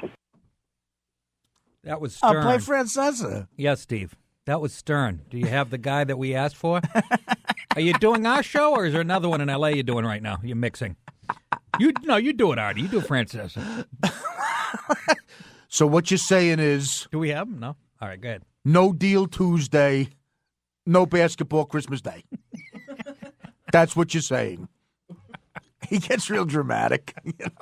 So what you're saying, Mr. Commissioner, dog, they call him Chop Chop because he's real strong with the whip. He's a mutter, better in the rain. Dog, quite frankly, I don't like tennis. That's what he used to say. How about hockey, Artie? Would you? I'm a big. I like hockey. Let's go to somebody who does like hockey. We got a guy on line 2 with no name. I'll call him Bobby Orr. Nick. Hey, what's up? Hey, my name is Vortman. I'm in Chicago. Hey, Vortman, I did want to talk some hockey. First, congratulations on the Letterman appearance, Artie. I was wondering if I could plug my Facebook. Anyways, you've got me. Can I gamble on a little, or talk a little hockey gambling with you? I used to just wait until NFL ended and I'd go right into basketball. I don't think there'll be basketball, so I bet on the Penguins the other night. Today I took the Winnipeg Jets to cover, getting a goal and a half.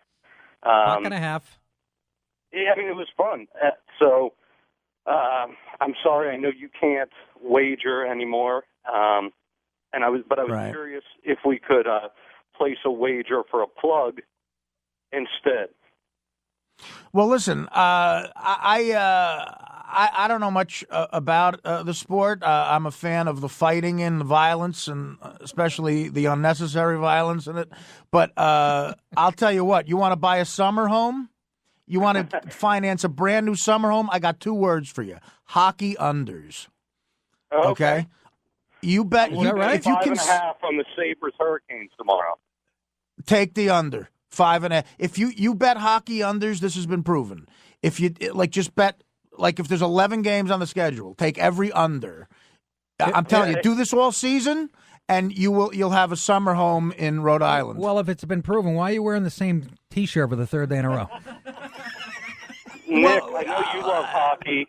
I used to go to a lot of games up in Minnesota. My buddy had free tickets on the glass, but you'd get access to the free booze for about an hour before, and I had to stop going after I dropped my drink and spilled beer on the ice during the national anthem.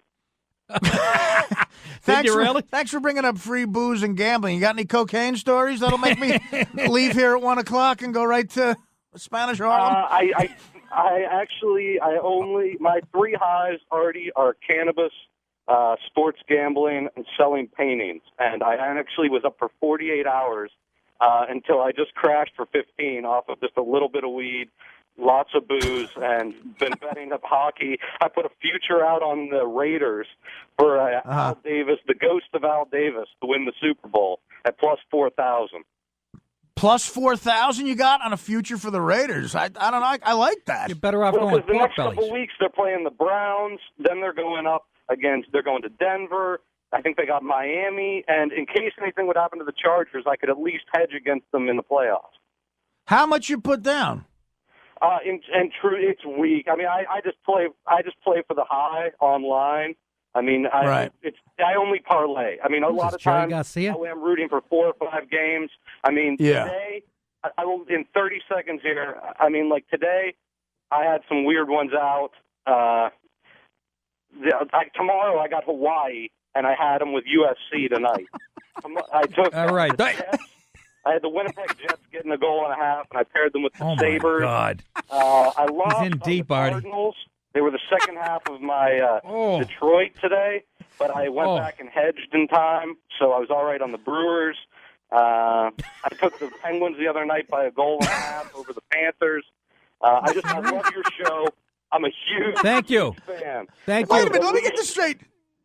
How do you call from a lean-to? You get his 3 hobbies are weed, gambling, and selling paintings. I've never heard of that before. Yeah. Tony Bennett, I'm same the fat white Basquiat, Artie. I don't know if you remember me. My name's Vortman. I'm in Chicago. Vortman with a V. Back and talk to you how the unders went next week. I've been listening every day. I'm a huge fan of you guys. You really get me excited every night, man. Thank you guys so much. Appreciate it. I wish my wife All right, would say Vortman. that. Thanks, buddy. Thank you. Was it Vortman? Vortman With in a V? Chicago. That's another guy who says, I don't know if you remember me. Quite frankly, I can't really remember anything. But yeah, Artie met the president twice. Doesn't remember. I was just telling you guys a story during the break that I sat next to Naomi Campbell on a plane once, and Right. I almost forgot that. That guy's in deep. He sounds like, he's got a lot of action going. He sounded like Norm Macdonald on a Tuesday night. No, come on. No, Norm is the guy who told me about hockey unders. Did he really? Yeah, That's what I'm saying. Yeah. What do you think he's doing right now? His kid's off to college, right? He's got the empty nest syndrome. What do you think Norm's doing? He's doing his brilliant stand-up on the road. That's what he's doing. Is he? He's on the road doing and he's one of the best stand-ups of all time. One of my favorite. I absolutely love the guy. Yeah. When he's on Letterman, it's like right. The funniest thing. He's one of the best talk show hosts ever. But yeah, and he taught me about hockey unders, and quite frankly, that's why I'm here at 1 a.m. and he's on the road. All right, we got a lot more to get to, ladies and gentlemen. We're going to talk about, I don't know, now they're saying Elvis might have been murdered by the mob. They're always blaming us. By us, I mean radio talk show hosts. And might go over my picks, too. Maybe you can look at my picks for the weekend in the NFL. I'll give you the best reverse with a tease, over, under. All right. I'll take whatever you got. It's Nick and Artie. Straight ahead, everybody. Straight ahead.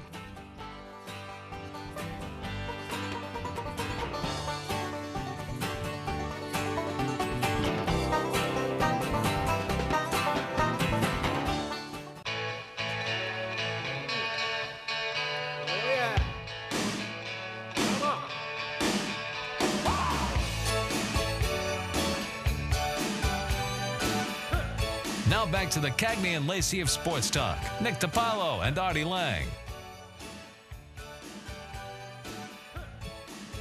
Are we back? We are. All right. Talk about overrated, huh? This guy. F you. Now, you want to fight? You want to fight? Don't disparage Mr. Springsteen, my friend. I wouldn't. I love this kid. Yeah. Terrific.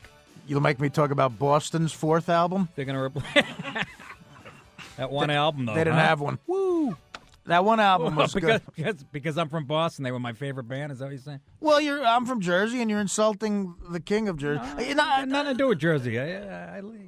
Jersey is ruined. We used to be known for Springsteen and Sinatra. Now we're known for Snooki. I like how you say Snooki. Yeah. Snooki. Snooki, not Snookies. 3rd and 6 tonight on Jersey Shore. Snooki throws up in a fountain in Venice.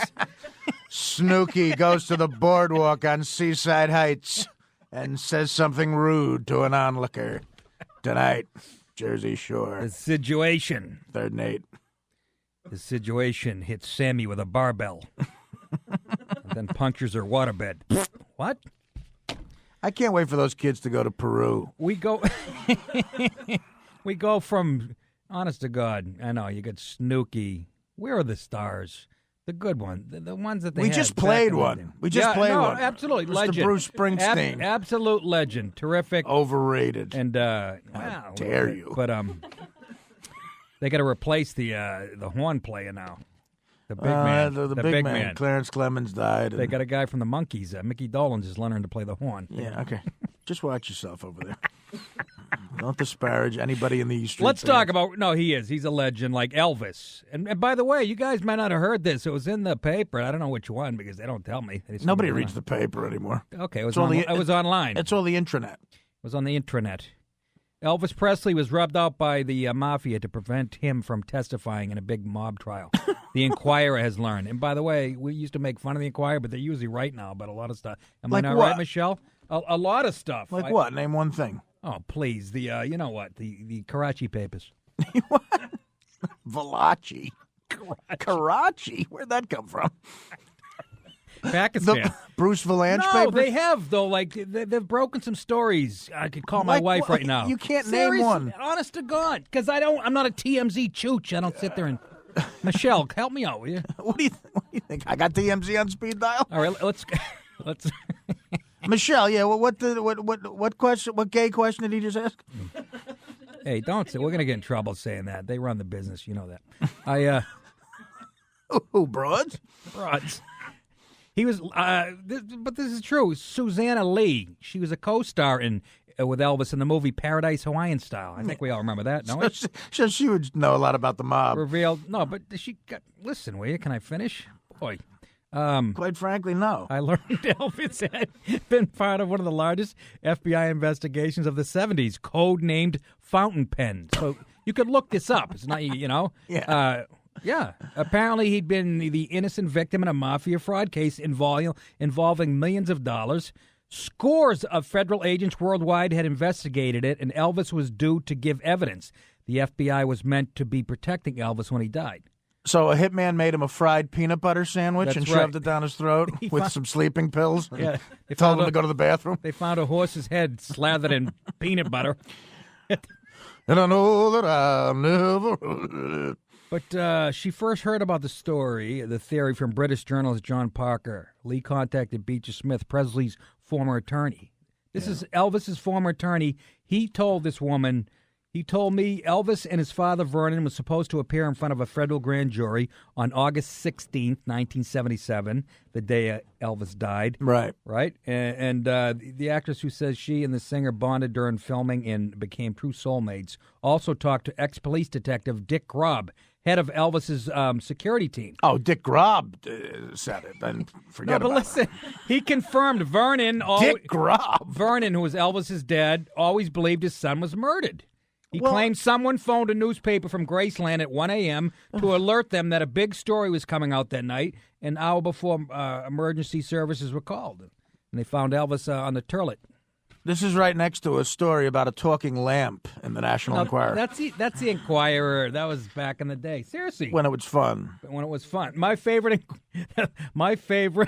headline in the Enquirer, I was in L.A. at a supermarket. I looked down. It says... It says, amazing children cry rocks. What does that even mean? When they cried instead of tears, rocks. Oh, they cry rocks. They cried rocks. That could have happened. That's more believable than Elvis getting killed by the mafia.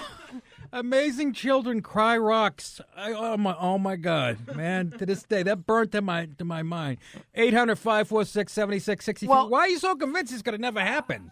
Well, because we took down a president. Did you see the last concert? I'm saying we. We. Oh, so you're saying the mafia killed Kennedy? Absolutely. Oh, really? Go ahead. That was in the Enquirer too. Yeah. No, but Sam Giancana. But those were fun I think times. it's plausible, don't you? What's plausible mean? I don't know. No, I'll tell you what. I think video of Elvis's last concert when he sings "My Way" and he falls over. He clearly looks healthy. Was that when he was old? That's he's all sweaty and all sweat. He's got like a wetsuit on. He's busting in the back. He's got that enormous jumpsuit with studs, and his gut is hanging out of it. He's got the WWF belt around him. And I'll tell you what, he didn't know. He still had the voice though. He belts out "My Way." Oh man, he was a beautiful man. And now, before somebody introduced him to Skippy, the end is near. And what about Vernon, his father? Vernon was supposed to testify. How come they didn't off him? He ducked out of the way, and Sergeant McCluskey said, "Get out of here, you." Papa! Who was guarding Elvis, Fredo? Yeah, exactly. Fredo's laid on the toilet, and he Papa! Papa! No, I again, listen, as entertaining as it sounds, I don't think that's true. I don't think that's true. I don't know. I believe it. All right. Whatever you want to believe. Go ahead. I'm going to look into it. I mean, you're going to look into it? Yeah. How? What do you mean, how? Who are you going to call? I'm going to call Eric Holder tonight. You're going to call someone in the Lucchese family? By the way, it's Artie Lang. By the way, there's no such thing as the mafia. No. Fountain Pen is the code name. So let's. I think. Right. There's a code name in it. Dick Grobb said something so clearly. Fountain Pen. I thought I had you Getty Hoods locked up. Hold him. Hold him tight. Stand him up. Stand him up.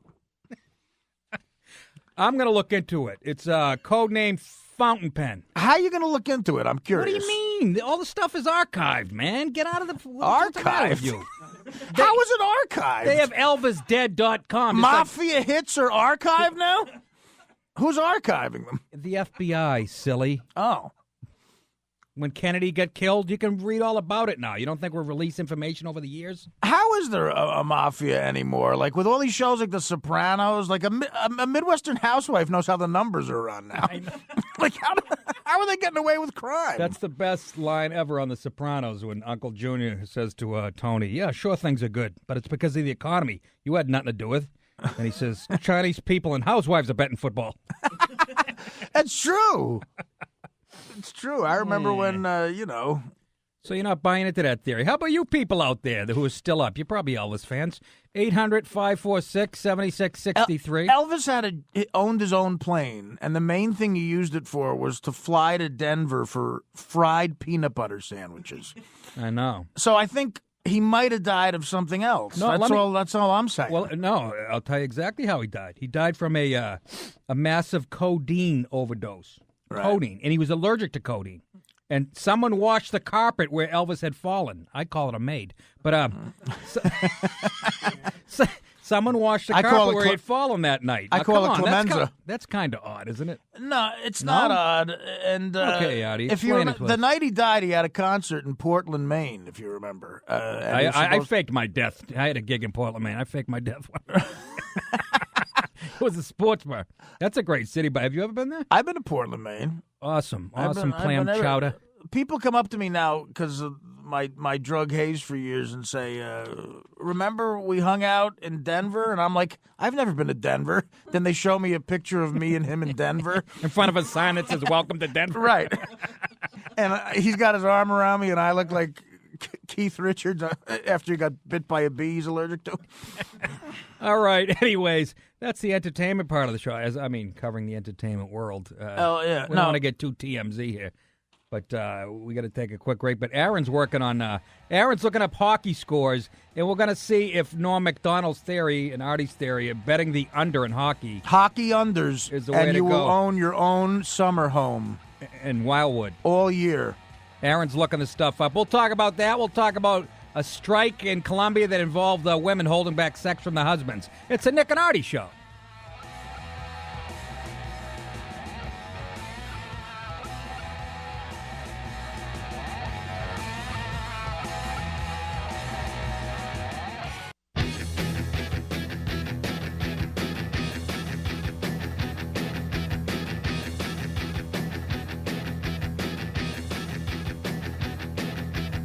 Now back to the Shields and Yarnell of Sports Talk.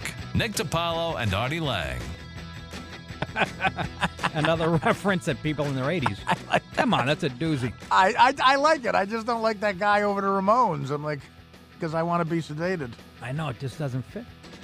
Welcome back, folks. We are having a ball tonight, I'll tell you. Yeah, it's a little... it's unbelievable. It's crazy We have a young woman in here. And I know. I think I feel like we're showing off for the chick. Well, the chick? That's disrespectful, Artie, for crying out loud. She's a broad. The broad. Exactly. But don't you like having an audience? Actually, Michelle is very, very nice. Yeah. There's a lot of women who I don't think would like the show. No, Yeah. And I'm related to most of them. Yeah, me too. I think I'm dating one of them. Are you? Yeah. Who's that? Well, I got a girlfriend. Do you? A lot of people get surprised at that. Why? Every time I saw you, you had hot broads around you. That's right, buddy. That's what a roll of hundreds will do for you. That's what an 8-ball and some whiskey will do for you in Vegas. Let's. We were talking about a little bit of gambling earlier, and Artie had a theory along with Norm Macdonald. You don't have to bring Norm into it. Well, he's from Canada. He knows hockey. But I'm just saying, Did he tell you this, or did Mike Myers tell you? I've never spoken to Mike Myers, but I'm gonna tomorrow at when I go down for the big. Yeah. I'm gonna take a leak on the Declaration of Independence. Pick up all the tampons. Okay, I'll prove to you. If my theory is, if you bet hockey unders every night for the whole season, you'll win money. So what happened tonight? This is a small sample. What happened tonight? Let's see. Devils beat the Kings 2-1. So under. That's an under. So that's a win. Cover. Islanders over the Lightning 5-1. All right. That's a loss. So Caps 3, Penguins 2. Cover. Yeah. Flames 4, Canadians 1. The under was 5. What's with these hockey names these days? I know. That's a push. Avalanche 7, Senators 1. The under it was 5.5, so Right, you lose there. Yeah, you lose there. Coyotes 5, Predators 2. The under was 5. That's a loss. Yeah. Predators. Oilers lose to the Wild 2-1. There you go. Under was 5.5. Cover. I'm going to try this. I might do this. Canucks 2, Red Wings nothing. Cover. I'm going to win 3 boxes of ziti. Yeah, that's a win. Blackhawks over the Winnipeg Jets. By the way, the Jets are back in Winnipeg. Lucky them. Yeah. That's 4-3 score. So the under was 5.5. So that's a loss. I think the Winnipeg Jets should play the Dolphins this weekend. You'd have a better shot.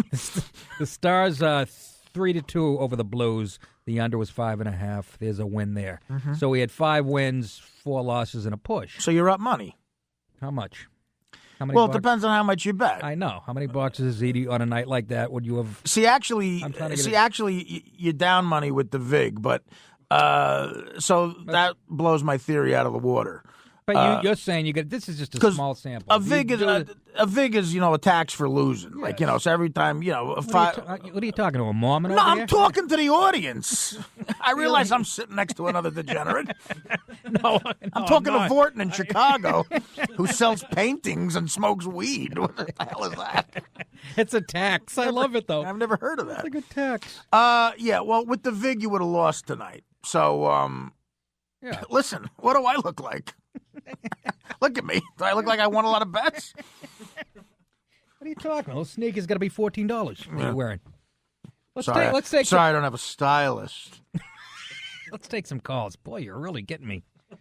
Let's go to Phil in Los Angeles. Phil, welcome to the show. Hello? Yeah, Phil, go ahead. Yeah, I was just wondering how you guys feel about bringing football back to L.A. We miss it here, and seriously, we have the Trojans who are under lockdown from bowl games. I mean, we don't have any football at all. Who do you think's coming here?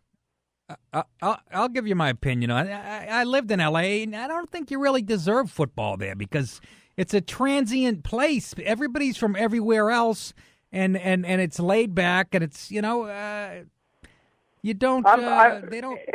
Hey, Rick, I'm from here. Artie, what do you think? I had to do it. They were calling me out on that second. I had to say it. No, I love it, Phil. What do I think? I lived in L.A. for 6 years, and I don't remember much of it. So I thought they had a football team. I did stand up at USC once, and I just know it's a block from where that guy got hit with a brick during the riots. Yeah, Florence and Normandy. Yeah, that was rough. But you're right. But without a home team, I don't watch too much NFL. I love MMA. I'm a huge Lakers fan. I'm a huge basketball fan. Without that, I mean, I'm waiting for the Olympics next year for fencing and water polo. I mean, what else do I have to watch? If you bet the under in fencing for a year straight, you'll win money. Hey, one thing, you guys were so dead on about soccer yesterday. Oh man, Yes. Soccer's not a sport; it's an activity. Get out of here! It's not a man's game. No, it isn't. Horrible. Amen to Phil. Amen to you, Phil. All right, man. Thank I'll you. give you guys a call another day. Have a good one. Absolutely. Take it easy, Jill. Well, L.A.'s got a soccer team. They support the L.A. Galaxy with David Beckham. L.A.'s fine, but it ain't home. New York's home, but it ain't mine no more. I am, I said, to no one there. What the hell are you doing? Neil Diamond. Big football you're singing fan. a Neil Diamond song. That's great for a sports show. You don't hear Yeah, you don't hear Francesa do that a lot. Yeah. Sweet Caroline. Oh. Hey, Mike, what did Elvis like to eat? Who's this guy? I'm asking you. Dog, apparently he liked to eat fried peanut butter sandwiches. According to the story, dog, the mafia killed him. Big story. Mafia killed him. The Inquirer. I got to look that up. They became legit. No, they didn't. Honest to God, Artie. I'm not busting your chops. He's shaking his head. So you guys got to get your heads out of your colos. You're defending the Inquirer? Yes, now? I am. You guys, what are you stuck in 1996? I don't understand you. Carol Burnett sued them in 1978. Remember? Exactly. And won. That's when they were jokes. I'm telling you. Yeah, now they're serious. I'll Google it when I have time. Hey, listen. Seriously, I'm just saying that it's they're the paper of record now. I'm just saying, like the old gray ghost. I'm just saying that the last couple of months of Elvis's life, it looked like he could have died from natural causes. Yeah, natural is doing codeine enemas, washing it down in Jiffy. I used to drink a lot of codeine, and I'll tell you that is fun. I came out of, I'm not a big drug guy, but when I had my shoulders done, I think I told you this, Artie. Yeah. I had one of them done on Christmas Eve because I wanted to be back in time to play spring football and stuff. Right. And when I came out of the fog of the operation, I was on, what do they give you? Morphine. Yeah, that's good stuff. And, well, this is the effect it had on me. I grabbed a giant styrofoam, they had a candy cane on the wall over my bed, and I broke it over the nurse's head. Oh, my God. You're the only person I've ever heard. You're the only person I've ever heard get violent on an opiate. You got violent on morphine? I thought I died. Another creepy thing. To this day, I had a dream when I was knocked out that they were losing me on the table. So to this day, I even asked the doctor when I came to. Right. I was convinced that they were pumping on my chest and stuff. He's like, no, everything went fine. How do I know? Well, because he told you. Isn't that horrible? Because Dick Graba said it in a National Enquirer It was in the article. Enquirer. It's true. Dick Graba. No, Dick Grob. Oh, Yeah. Dick Grob. I'm sorry. I made him Italian because it's the mafia thing. I'm sorry. I'm stereotyping against my own people.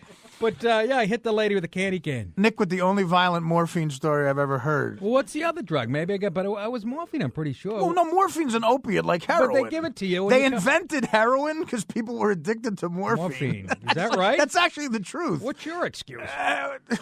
My excuse is I like to escape from life, which is a living hell, quite frankly, most of the time. Especially if you're betting the unders on hockey, all you.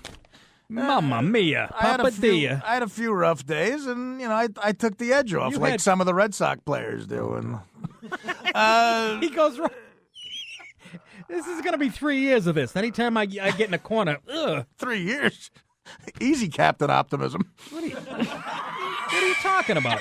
No, I know. I'm just saying. Actually, you're right. Though. I saw my doctor, and you might have to start interviewing some people. Oh, I thought you were talking about our contracts. Oh, all right. You signed the contract? Yes, I did. Let me show the Crayola crayon. Now, heroin was invented by the Bayer Aspirin Company because too many people were addicted to morphine, and they thought that would get people off morphine, and it didn't work. It's funny. It's Bayer aspirin for kids. Yeah. That's going. Good marketing. Anyways, we're going to talk more drugs, I guess, and more gambling. It's a real clean-cut show tonight, isn't it? And, I don't know. Is there anything else in the Inquirer you want to talk about? Steve, that wasn't that funny. Give you a Bayer aspirin right up your Kulu. No. You don't yell at Steve for laughing at something I said. Please, it was so mediocre, and he's cackling like it was funny. Again, it was okay, horrendous. I'm mediocre. Let's play more of your album. I didn't say you were me. When did you become so sensitive? My God. It's called performing. The mic comes on, I come And alive. that's what I'm doing. You ever When I- notice what I do during the commercials? I look like a statue. And when I yell at him, I'm doing the same thing. Oh, I'm sorry. I All didn't right? get it. Are you the only actor here? It went over Christ. my head. There's no actors in here, let's face it. It's Nick and Artie. Stay tuned, folks. We're going to wrap it up. We got 10 more minutes. Yeah.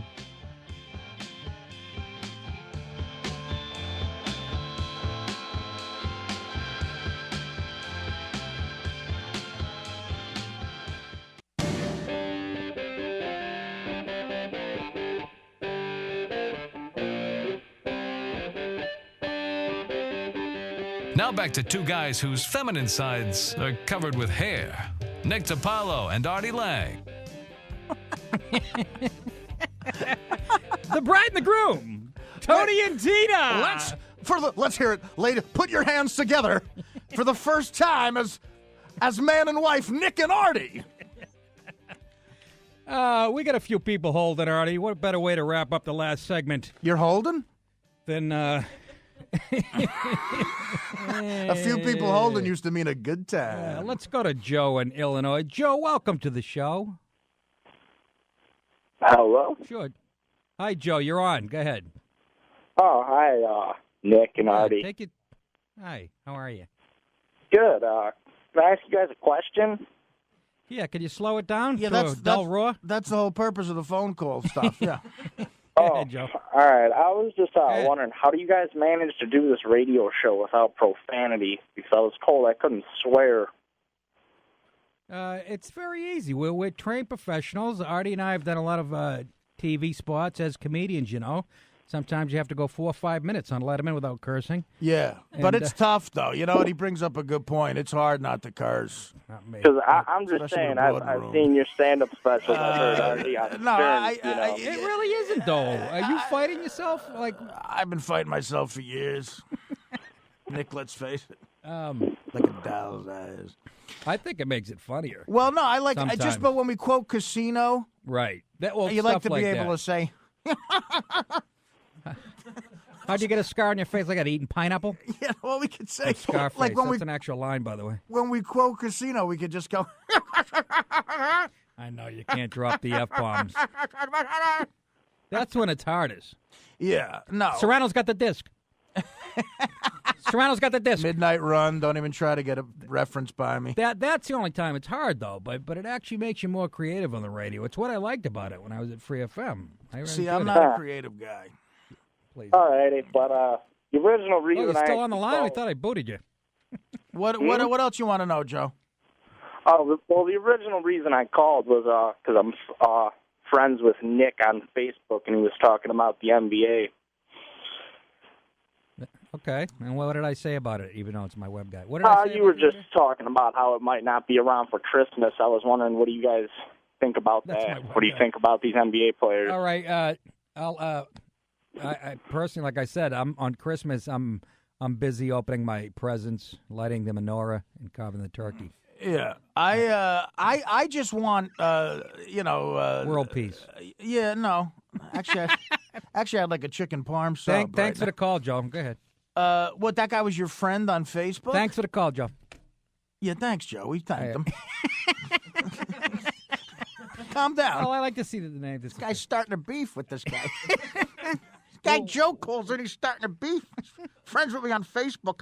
Who was that guy? Do you know him? No, I don't. But what? See, a friend used to be someone you know. That's what this.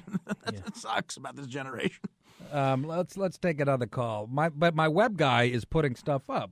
You know, because I didn't comment on the NBA. I could give a hoots. Oh, so they're giving your opinion about stuff? Let's go to Mikey in North Carolina. Mikey, welcome to the show. Hey guys, hi Nick. I'm your friend on Facebook too. But Jesus, Okay, my God, you're a regular Ashton Kutcher on that Facebook. This is Little Mikey, by the way. Hi, Artie. This is Little Mikey. Little Mikey, Yeah. what's up, buddy? Not so much. Just, I got a little sidetracked. I've been investigating Elvis's death for the past 20 minutes. Oh, good. Thank you. His autopsy report was sealed by his father, and it's supposed to be opened on the year 2027. So we won't know how he Artie's died. not going to be here for that. Yeah. I won't be here. You'll be 98 in a hover round. I wish I didn't say that because I'll probably get hit tonight on the way home. So who cares? I mean, we know why he died. He was a fat pig who did a lot of drugs. What do you mean? Whoa, what am I? I'm scared now. Hey, Nick, mean, you who ever had an cares? Artie Lang All the cupcake? red states. I've never had an Artie Lang cupcake. Yeah. They sell them at Crumbs. You should try one. You go to Crumb's Bakery. They have an Artie Lang cupcake that I designed. I actually designed it. It's all for a good cause. It goes to St. Jude's. It's a charity. I've had the Don Imus eclairs and the eclairs. Yeah. You really do talk like someone who worked for Al What is Capone. it, eclair? Eclair. That's what I just said. Eclair. No, it's eclair. Eclair. What are you, Eclair. French? It's an eclair. No, I'm not French. Yes, it is. I It's an just happen eclair. to like people who pronounce words properly. Eclair? You're saying it wrong. No, eclair. No, it's not an eclair. eclair. It's an eclair. It is too. In New England, it's an eclair, and we Candlepin Bowl. Nobody cares about New England. Yeah, really? Yeah, Seems really. like you want Ortiz to come to your team. Where's he coming from? Ohio? What does it matter? Yeah, you heard. What does it matter? He'll be in the city Well, that you never care about slumbers soon enough. Let me Ortiz something. I never. Oh, we got a minute left. Really? This night flew by like a coffee enema. Whitney Houston. I just want to get this in because I hate her and everything she stands for. What does she stand for? Idiocy, crackhorness. I don't know. You're You name against it. those? Yeah, exactly. I like my crack She's horse to be everything idiots. Well, I like who wrote the article. She isn't on drugs anymore. She's just crazy. And yesterday she almost got kicked off a Delta flight. She refused to buckle her seatbelt, so she had to hold up the whole flight. They actually had to buckle it for her. So may she die a slow death. Let me tell you something. What? Did I say something wrong? She was America's sweetheart, and Bobby Brown comes into her life, and before you know it, she's on a Delta flight with everybody else. We got to go. Look, it's Nick and Artie, folks. Will you see you tomorrow night?